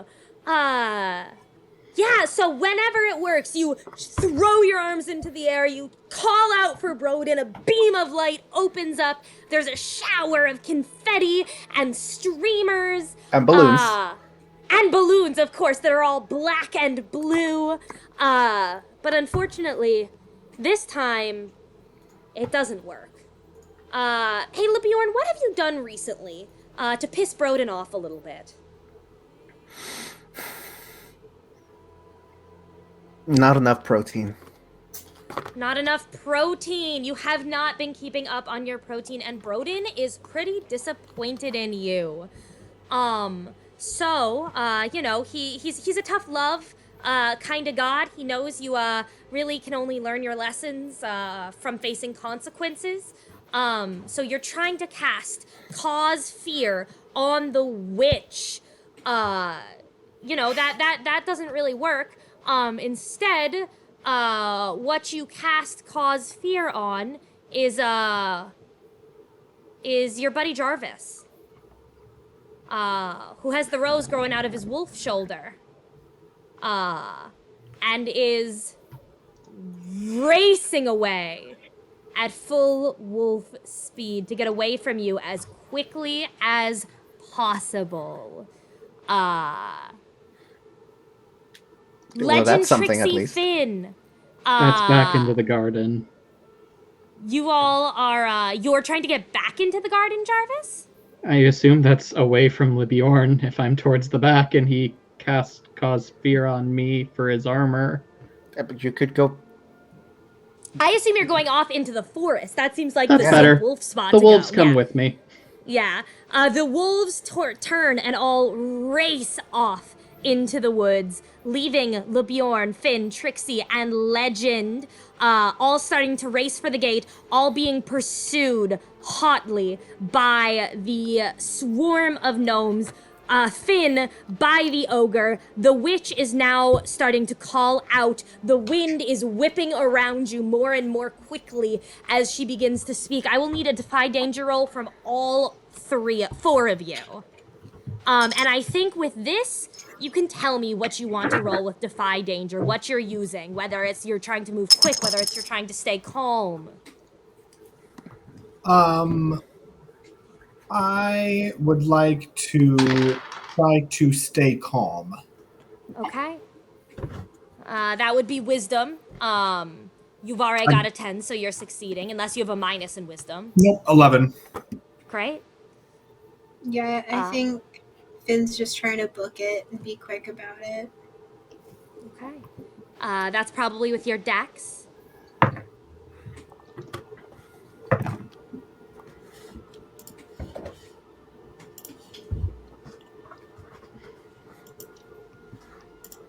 While we're waiting for Laurel, I got an 11. I'm also just booking it.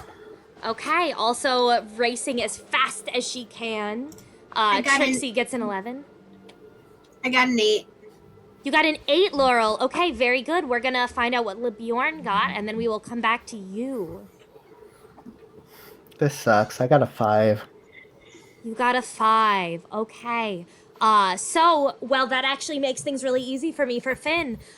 Trixie and Legend are racing. Legend is breathing, staying calm, staying centered. Trixie is so fast, she's practically a blur as her wings kind of fold in behind her. And she races out ahead. Just a quick note, Trixie, are you heading towards the town or are you following Jarvis into the woods? Either is fine.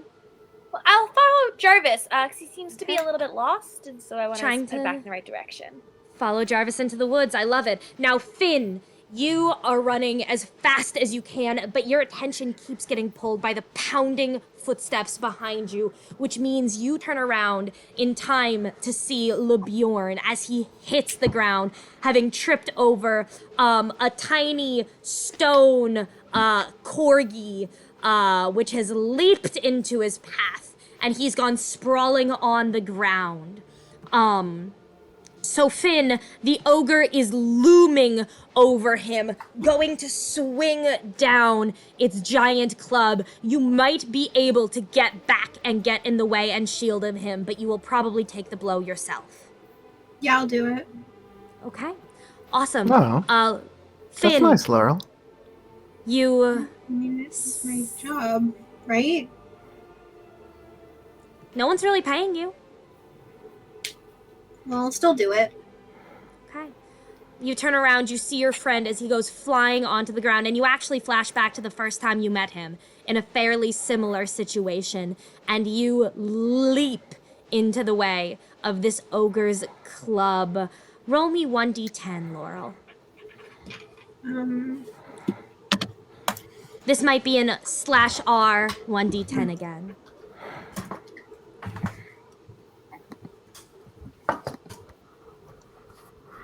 Okay.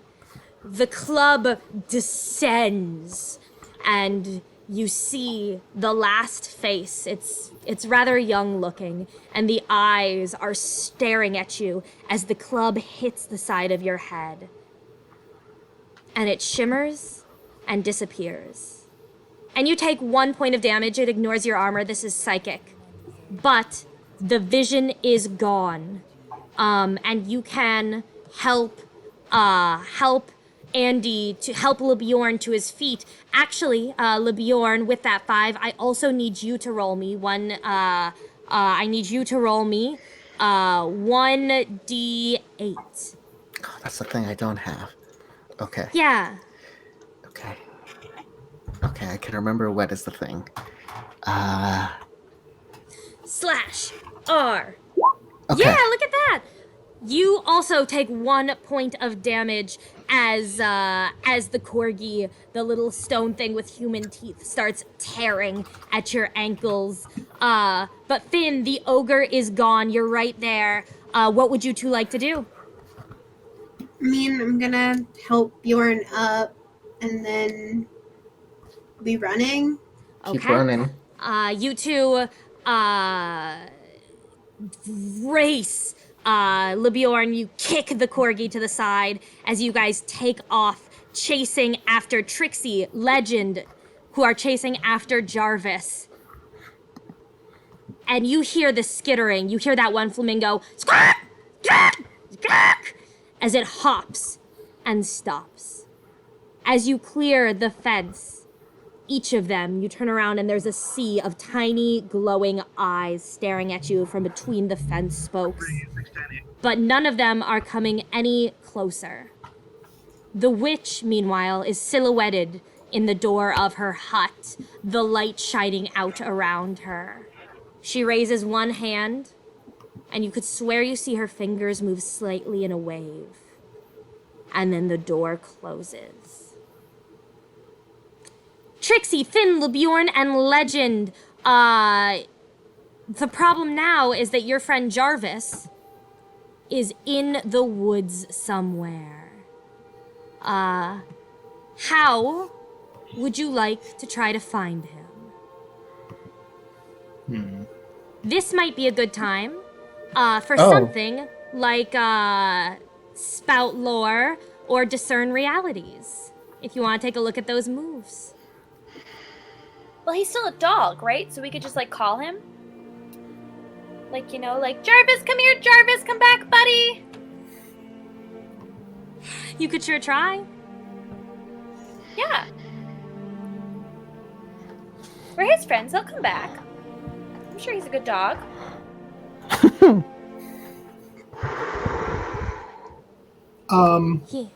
He might be a good dog if unfortunately he wasn't currently terrified of one of your companions, and you call out and you do not see the wolf form of Jarvis reemerging. I do see Jarvis though, right? The wolf is no longer visible. You can try to look for tracks if you want. Okay, yeah. So I'm gonna like go up to the rest of my group, and I'm gonna say, as Legend, I'm gonna say, I have a power that can remove, that can clear the mind of one ally's enchantment, and perhaps that's what it'll take. Okay. Can you drop that text for me, that move for me, Teach? Yes. Is it okay if I call you Teach? Do people call you that? That's totally fine, Jules. I've been calling him Teach for a while, so I hope he's okay with that. Okay. So you do have arcane art. When you weave performance, you can choose an ally and an effect. That seems like a great move. Unfortunately, you probably have to find him first. Who's good at finding things? I have a thing called guidance that tells me the direction or course of action. I don't know. Does this help, Jules? Yeah, absolutely. If you want to see if Broden is in a better mood now, for sure. You do have to roll your 2d6 and add your wisdom. Okay. Okay. That's on math. 8. That's an 8. Okay, so, spell casting, just to remind myself, when you cast a spell on a mixed success, you choose one. You draw unwelcome attention. Your casting distances you from your deity. You take -1 ongoing until the next time you can commune, which is like if you have a break, if you're at an inn, you can spend a few hours kind of meditating. Or after you cast it, it's revoked. You cannot cast it again until you commune again. Oh, I choose. Yeah, you get to choose one of the above. Okay. I guess I'll wait. I'll have the spell revoked. Okay. So, is this the same way you raise your arms and shout out, Broden? Yeah. Okay. And maybe... I mean, it says that the message is through gesture only. So could I like be guided by like just like the faint sound of basketball hitting on, you know, the hardwood? I love it. Absolutely. You are calling out to Broden, and there is a beam of light on you. There's no confetti or balloons or streamers. Broden's still a little bit mad at you, but he knows you've kind of learned your lesson a little bit, so he's given you your light, and sure enough, he's given you the sound of the balls hitting the ground. And the four of you can follow them quietly through the dark, tangled woods, creeping after your friend, And you only walk for about 10 minutes when you reach some sort of small, it's almost a cave. It's a deep hollow under a tree. And you can hear some faint kind of wolfish sounds, some from inside. And this is where the pounding stops. Jarvis, for you, you've almost lost your human mind. This happens to you on occasion, when you've spent too much time in an animal form, or when it's been too long since you've talked to another human who uses that kind of language. And you're much more just off emotions and senses right now. And you ran with the wolves until they guided you to this warm, protected spot where you knew you would be safe for the moment. And you're curled up in this dark hole with several other wolves, and your heart is still racing. You know there's something bad out there, but you're not 100% sure what it is. The other 4 of you, you're outside this hole. Legend, did you want to use your spell? I would. Or your arcane art? Yeah. So, I'm gonna walk up to the wolf, to Jarvis, and I'm gonna To the entrance, at least, the big hole into the dark where you can kind of see some dark wolf eyes blinking, kind of threateningly at you. To be fair, he would also see Jarvis because the crystal does give off a little true. light. You would and know it does not exactly which leave. one is Jarvis. Perfect. That's a good point. Perfect.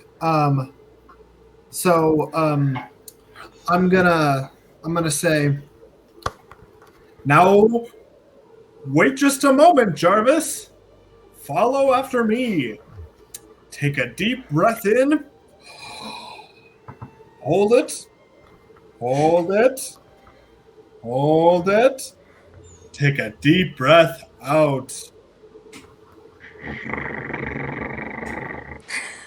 And Legend, roll me 2d6. And I assume you add your charisma to that. Let me take a look at your sheet to make sure. Total of 10. Oh, total of 10. Fantastic. Yes. Yep. It's all of its add charisma. So yep. Perfect.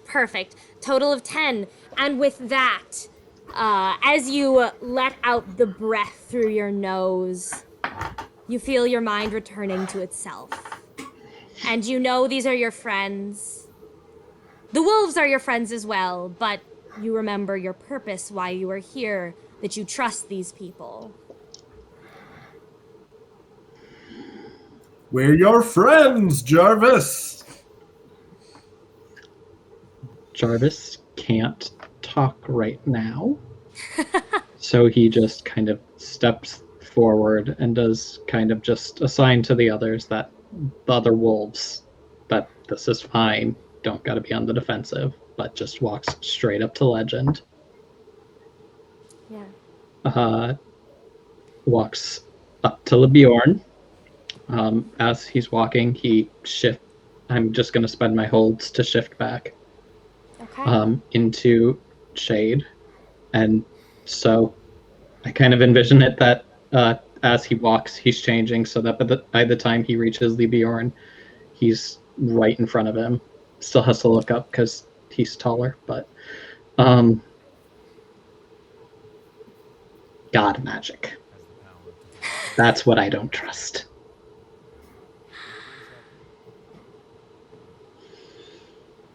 Thank you, Legend. Don't mention it. I will never Please. again. Please mention it to everyone. Nope. Everyone, team, did you see what the Legend, just did? Oh wait, I also don't so trust her. impressive. Just No wolves. well done, Legend. Really, really Thank great you, stuff Trixie. there. Yep. Finn, No. Thank you. No You way tell you him, could have Finn. missed it. I agree. So is And with like, that- the game over? Well, at least for right now, you all are able to safely make your way back to the town of Springwell, where it is late at night. Almost, you can see the dawn creeping over, and you all probably want to return to your rooms at the inn to get some rest, at least a few hours before tomorrow. Is this what our rooms look like? Yeah, this town is really small and pretty poor. Their lodging is not very nice. This is a particularly bad inn. Trixie, are you not thrilled with this room? No, I mean, we have somewhere to sleep, and that's great, and that's awesome. We're not, like, out in the woods or whatever. I do think Trixie probably carries some, like, crystals with her or something, just so she can, like, make it sparkle a little bit more, because it's missing a little bit of that sparkle. But, it'll do. It's fine. I love it. So you all return to this room and all start to settle into your sleeping spots as Trixie kind of flits around the room, setting up crystals. Any other art or touches you like to use to make the inns feel more beautiful? Oh, did you guys want to add to the thing and like make it like your own room? Is that what you wanted? Well, I wanted to know where we were supposed to take the flower because I don't want to go to sleep with this thing still in my shoulder. Oh, that's a good point. Yeah. Do we just give it to someone in town? Yeah, I would say there's not really even a mayor of any sort. The town is so small, but there were a few people who kind of pooled money to hire you. One of whom being the bartender who runs the inn, so you can probably drop it off with him as you head up to your beds. Do we want to warn them, or I don't know? Yeah, no, tweezers, just tongs. You got a blacksmith, tongs. You don't want to touch this thing. He'll get a bowl, let you drop it into the bowl. Why would it be easier to, like, use your tongue instead of your hand? Tongs. That doesn't make sense. Tongs. It's something... Oh, yeah,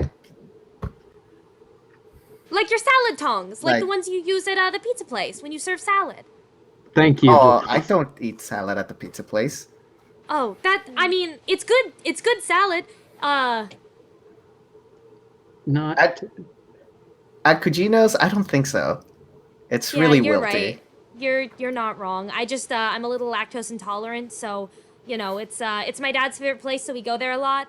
But I can never really get the pizza, so I usually just get the salad instead. Okay, try their No, garlic twists.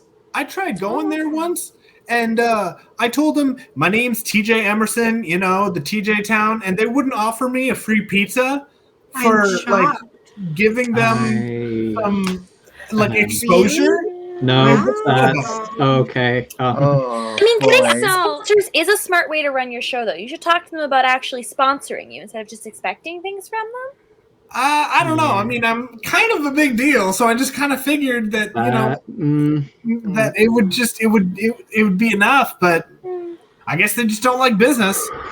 And with that, you guys drop off the flower with the bartender, who is extremely grateful, promises to talk with you in the morning, get you your payment in the morning, but suggests that you head up to bed to get some rest, taking a look at the state of you all, which is several of you are a bit bloodied, battered, bruised. Berkeley is still swaying. Trixie is still swaying slightly pale white. Jules, I do have I'd like to use my ability called a port in the storm. Okay, what is that? Well, let me share with you. Yeah, that would be great. When you return to a civilized settlement you've been before, tell the GM when you were last here. Okay, so, yeah, okay. When were you last here? However long, I mean, this morning, I think? This morning, yeah. Okay, so, since this morning, as you walk through the streets, you see even more wilted flower pots sticking off windows, and there are some kind of hungry dogs and cats with ribs showing as they kind of slink through the streets. Every day you spend in this town, it almost gets grayer. It's as if the life is being sucked out of it. But you all have something that might be able to bring it back to life. My stories? The flower. Yeah, the flower. The flower, right. Yeah. The flower. And so, you all finally, having dropped it off with the bartender, head up to your rooms. Trixie is putting out the crystals. Is there anything else, Fairy Princess? Oh, well, I mean, if we can arrange the lights in a certain way, I bet they also can bounce off of the crystals that are already on Jarvis, and that can just really help to liven up the whole place. Oh, I have a thing. I have a thing where I can touch something, and it glows. Make Jarvis glow! That'd be so beautiful, and we would have like Anywhere near me with beautiful that god magic ambiance again. while we Do it. sleep. I think it's the best idea. You I come think near this me, is I will great. stab you with a spear in your sleep. He's such a kidder. I know. Jarvis, we've been working on being a little less standoffish and a little less creepy, so this That is just was a good moment for you before to I went embrace the running light. away from that man's armor. I just think this would be really good for you to really embrace the like brightness in your life. What if I agree. Glow on I its agree, own. Jarvis. Just Come on, you can yeah. trust me. I know what it's like to be. Yeah, think of how influential you'll be. What if I'm sorry. No, I'm gonna go back a sec, Legend. I know you can be what? Influential. That's Because Think about it. Think glows? about it. People like Yes. people that glow. Yes. it glows. People Yes. like people that glow. I've never met a glowing person. And If look, you had, you would like them. exactly. I don't know if I would like them any more or less. I I would think you just can- think that they're glowing. I The think you can only crystal- glow when you're pregnant. And people like pregnant people, I think. The Yeah. crystal will glow on its own if I am allowed to rest. Okay, last sell for this. What if I boop you in the nose so you can be like the reindeer? I don't think you understand the spear That's the comment. best. That's even better. Finn, am I being unclear in any way? No, I No, think I'm I with think it's you. very Don't clear let them that, bully that you he into wants to glowing glow. if you don't want to glow. I just think you're missing an opportunity to sparkle, and everyone should sparkle when they get to. Why don't you sparkle then? If Agreed. anybody wants to glow and you're Berkeley is nothing but sparkles. Thank you. Okay, if threat of me glowing is on the table, I'ma go to the stable. I'll see you guys in the morning. Boop him before he goes. I have a key No. to the room. You are not safe. We just went over consent in sex ed class, Teach. You're right. You're right. Fine. No means no. Yeah. And so, with the consent lesson learned, understood, appreciated by all, you all turn to bed for the evening. Now, there's one last thing we actually need to do at the end of every session of Metagame. There's still more. This one is really fast. This is actually going to help you guys get points to level up. Okay. Because at the end of every session, I have a couple of questions for you all. And the first question is for you all to take a look at your alignment, the sentence that goes along with your alignment. And actually, let's have everyone share theirs out loud, because I think it would be good for you all to kind of learn each other's. So let's start with Trixie. We actually talked about your alignment a little bit and came up with our own custom one. What is your alignment? Yeah, so my alignment is neutral, but my like alignment goal, I guess, is to possess something beautiful. Okay. TJ, what's your alignment? I think that it would also be neutral. It says neutral is to avoid a conflict or diffuse a tense situation. And you guys know me. If I'm anything like Legend, it's that I like to have situations be as stress-free as possible. I love it. So, Tej, Well- you should put it in your in the alignment box on your character sheet when you get Perfect. a chance. Ivan, what is your... Sorry, Jarvis, what is your alignment? Good. Help something or someone grow. Laurel, what is Finn's alignment? Good. Defend those weaker than you. And LeBjorn, what is your alignment? I'm good, and I endanger yourself to heal another. Okay, I love it. I love this party of 3 goods and 2 neutrals. So the first question to ask is, did you behave in a way according to your alignment today? At least once in the game. Did you do something that you think is in line with your alignment? I think I did by easing Jarvis's mind. I think that was freeing him of a tense situation. I'll agree with that. Trixie, do you think you managed to possess something beautiful today? I mean, the rose was super dangerous or whatever, but it also was super pretty, so I think I agree. Technically, I love it. I possessed that, but... excuse me, I possessed it first, and then you took it from me. Yep. This is, Thank you. she did possess it twice also. Jarvis, Um, do you think you helped someone or something grow today? only if you count the repercussions of the flower making it to the town. Otherwise, I don't think so. I would say no for today. Finn, did you protect someone who was weaker than you? Absolutely. And LeBjorn, what was you? I'm so sorry, I don't remember. What was yours? Endangers yourself to heal another? Yeah? Do you think you did that at one point today? I don't know. Does applying the tourniquet count? I don't know that you actually endangered yourself in that moment. Because Okay. I don't think you actually healed anyone in the battle. You did apply the tourniquet to help her, but that was also not a moment of putting yourself in danger, so I would also say no for you Okay. for today. So Finn, Trixie, and Legend, each of you mark 1 experience point. Second question, this is, as a group, did you all learn something new and important about the world through your adventure today? God, magic is bad. I learned that the witch wants to be left alone. I learned that stone creatures are super creepy. All right, those are all good lessons, but I don't know as they count as important about the world, so I'm going to say no for that one collectively. Second one, did you all overcome a notable monster or enemy today? Mm-hmm. For sure, so everyone can mark an experience for that. And the last question is, did you loot a memorable treasure today? Mm-hmm. I would say yes, so everyone can mark experience for that. One thing that I forgot to tell you during the game, I'm so sorry guys, I thought I went over all of the rules. Anytime you fail a roll, you mark experience. So anyone who rolled a 6, which I believe LeBjorn rolled 2 6s, Berkeley rolled a 5, Jarvis failed 1 roll. I cannot remember, but if you remember rolling a 6, mark an experience for every time you rolled 6 or less. So you get points for failing? Yeah, it's Fail forward. every time you Oh my fail, God. something bad happens, but you also learn something and grow, and it gives you some incentive to try things you might not be good at.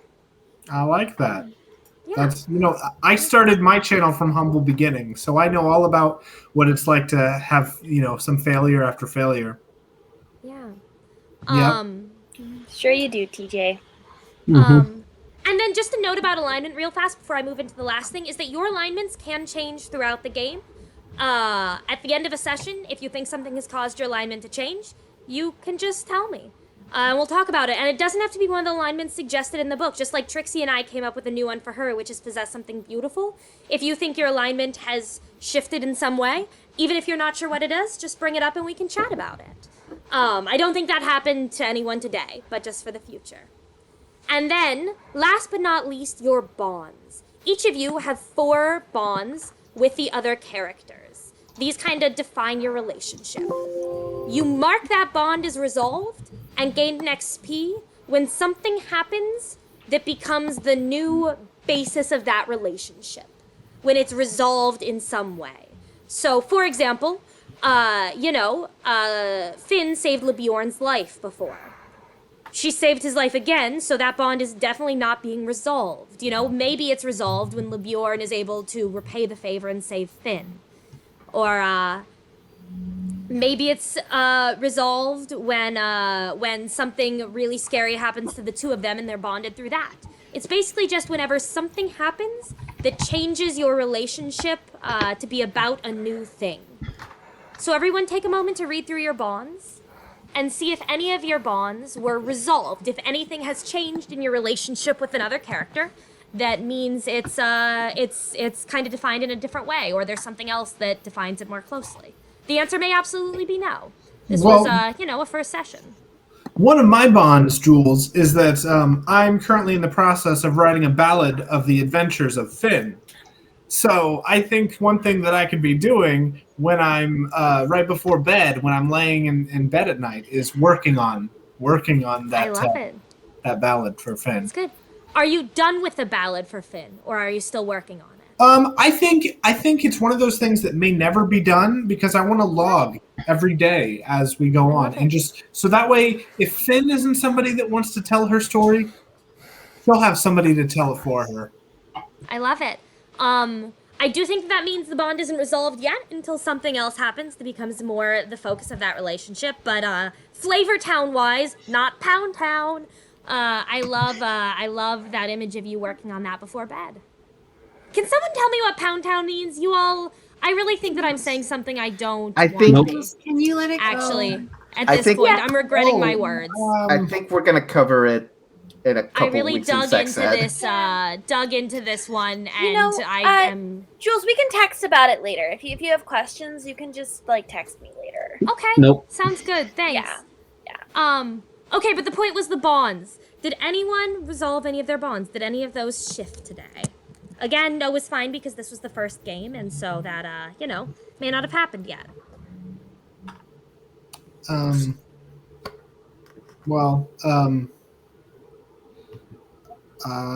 Yeah, I haven't done any of. Nope. I don't think I have any others.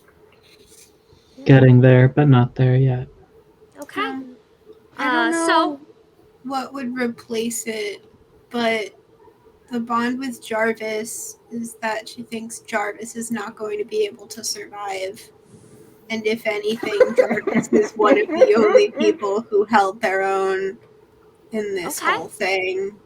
then that does So- seem like it was resolved to me. Is it something more that you have respect for the way he survives, or you? Yeah. Yeah. Okay. I love it. So you can take an experience point, erase, or, you might want to save it as a note somewhere so you remember what it was originally, but update it to the new bond.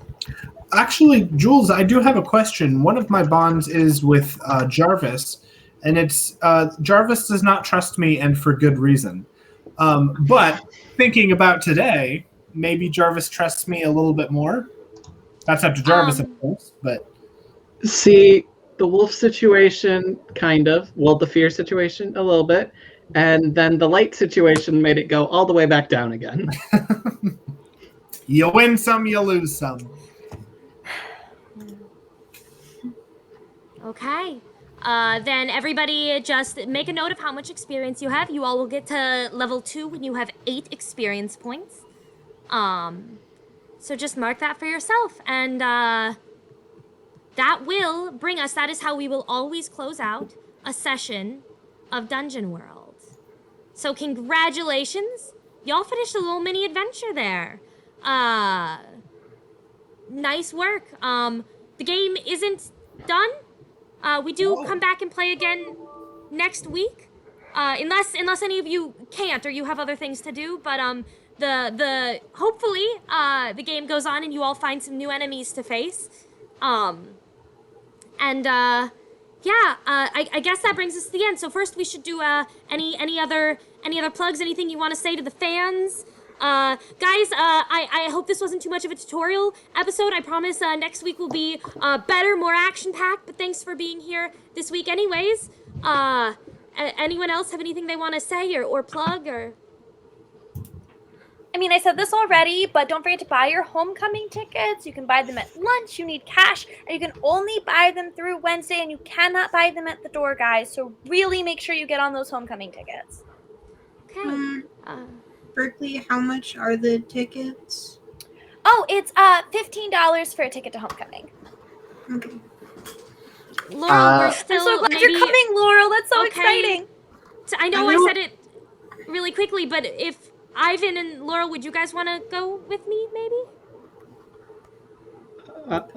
I mean, like, I might have something to do that night, but, like, I might buy a ticket just in case I can go. So. Same. Great. That's so great, Whatever. guys. Cool.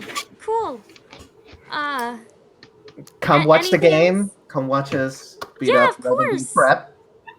Yeah, for sure. It's gonna be great. Caw! Caca! Ka. Uh, Cool. All right, go crows. And with that, we will see you, QTube, next week. someone should tell TJ he left his phone. As everyone Let's jumps text 30 out things, people. of your Ravendine characters into your real life characters, friends. Awesome game, great work. Real life plugs to our friends in the audience. Remember to buy your tickets to Homecoming. Yeah, very important. Yeah. It's $15. And by homecoming, we mean Alyssa's event next weekend, if you want to plug that. Yeah, we've got a gaming weekend next weekend for the people who are in Maryland or want to drive to Maryland. Gameapalooza Part 2. Oh, Electric Spookaloo. So yeah. Hell yeah. I know That one is James not and Jonathan and I will all $15. be running games. It'll be great. And Other people, probably. They're just the only 3 I know about. Yeah, we'll be Cecilia and I are coordinating it together, and we will be posting a list soon with all the game options, so you can like and figure out what your list is and send us info, and we'll figure something out. Shout out to Cecilia. We love you in the chat. Woo! Do we get to know like who's playing what game before that weekend? That's the goal. Okay, because I'm planning on running a game. Yes. And Yeah, no, that's the goal. Would love to run a quick session 0 to like hit the ground running on the weekend. Interesting. All right. If you are not watching, we had our session 0 of Delta Pyramid. Green Verdant Pyramid. Jesus Christ, Delta Green Verdant. Pyramid. The incredible Rogue Sparrow Gaming Sunday evening game session 0 was lit. So everyone watch on Sunday. Strahd on Wednesdays, Playtest Tuesday on Tuesdays. What the fuck is this? A goddamn TV channel? Anyone else? Anything else? Okay. Then let's see if we can do it a little bit better this week, guys. Last week was rough. What do we say? You ask the new people. Is everyone allowed to do it this time? Everyone. Everyone's allowed to do it. That's the problem. Yeah. Keep Rolling! Dice. There you go. Woo!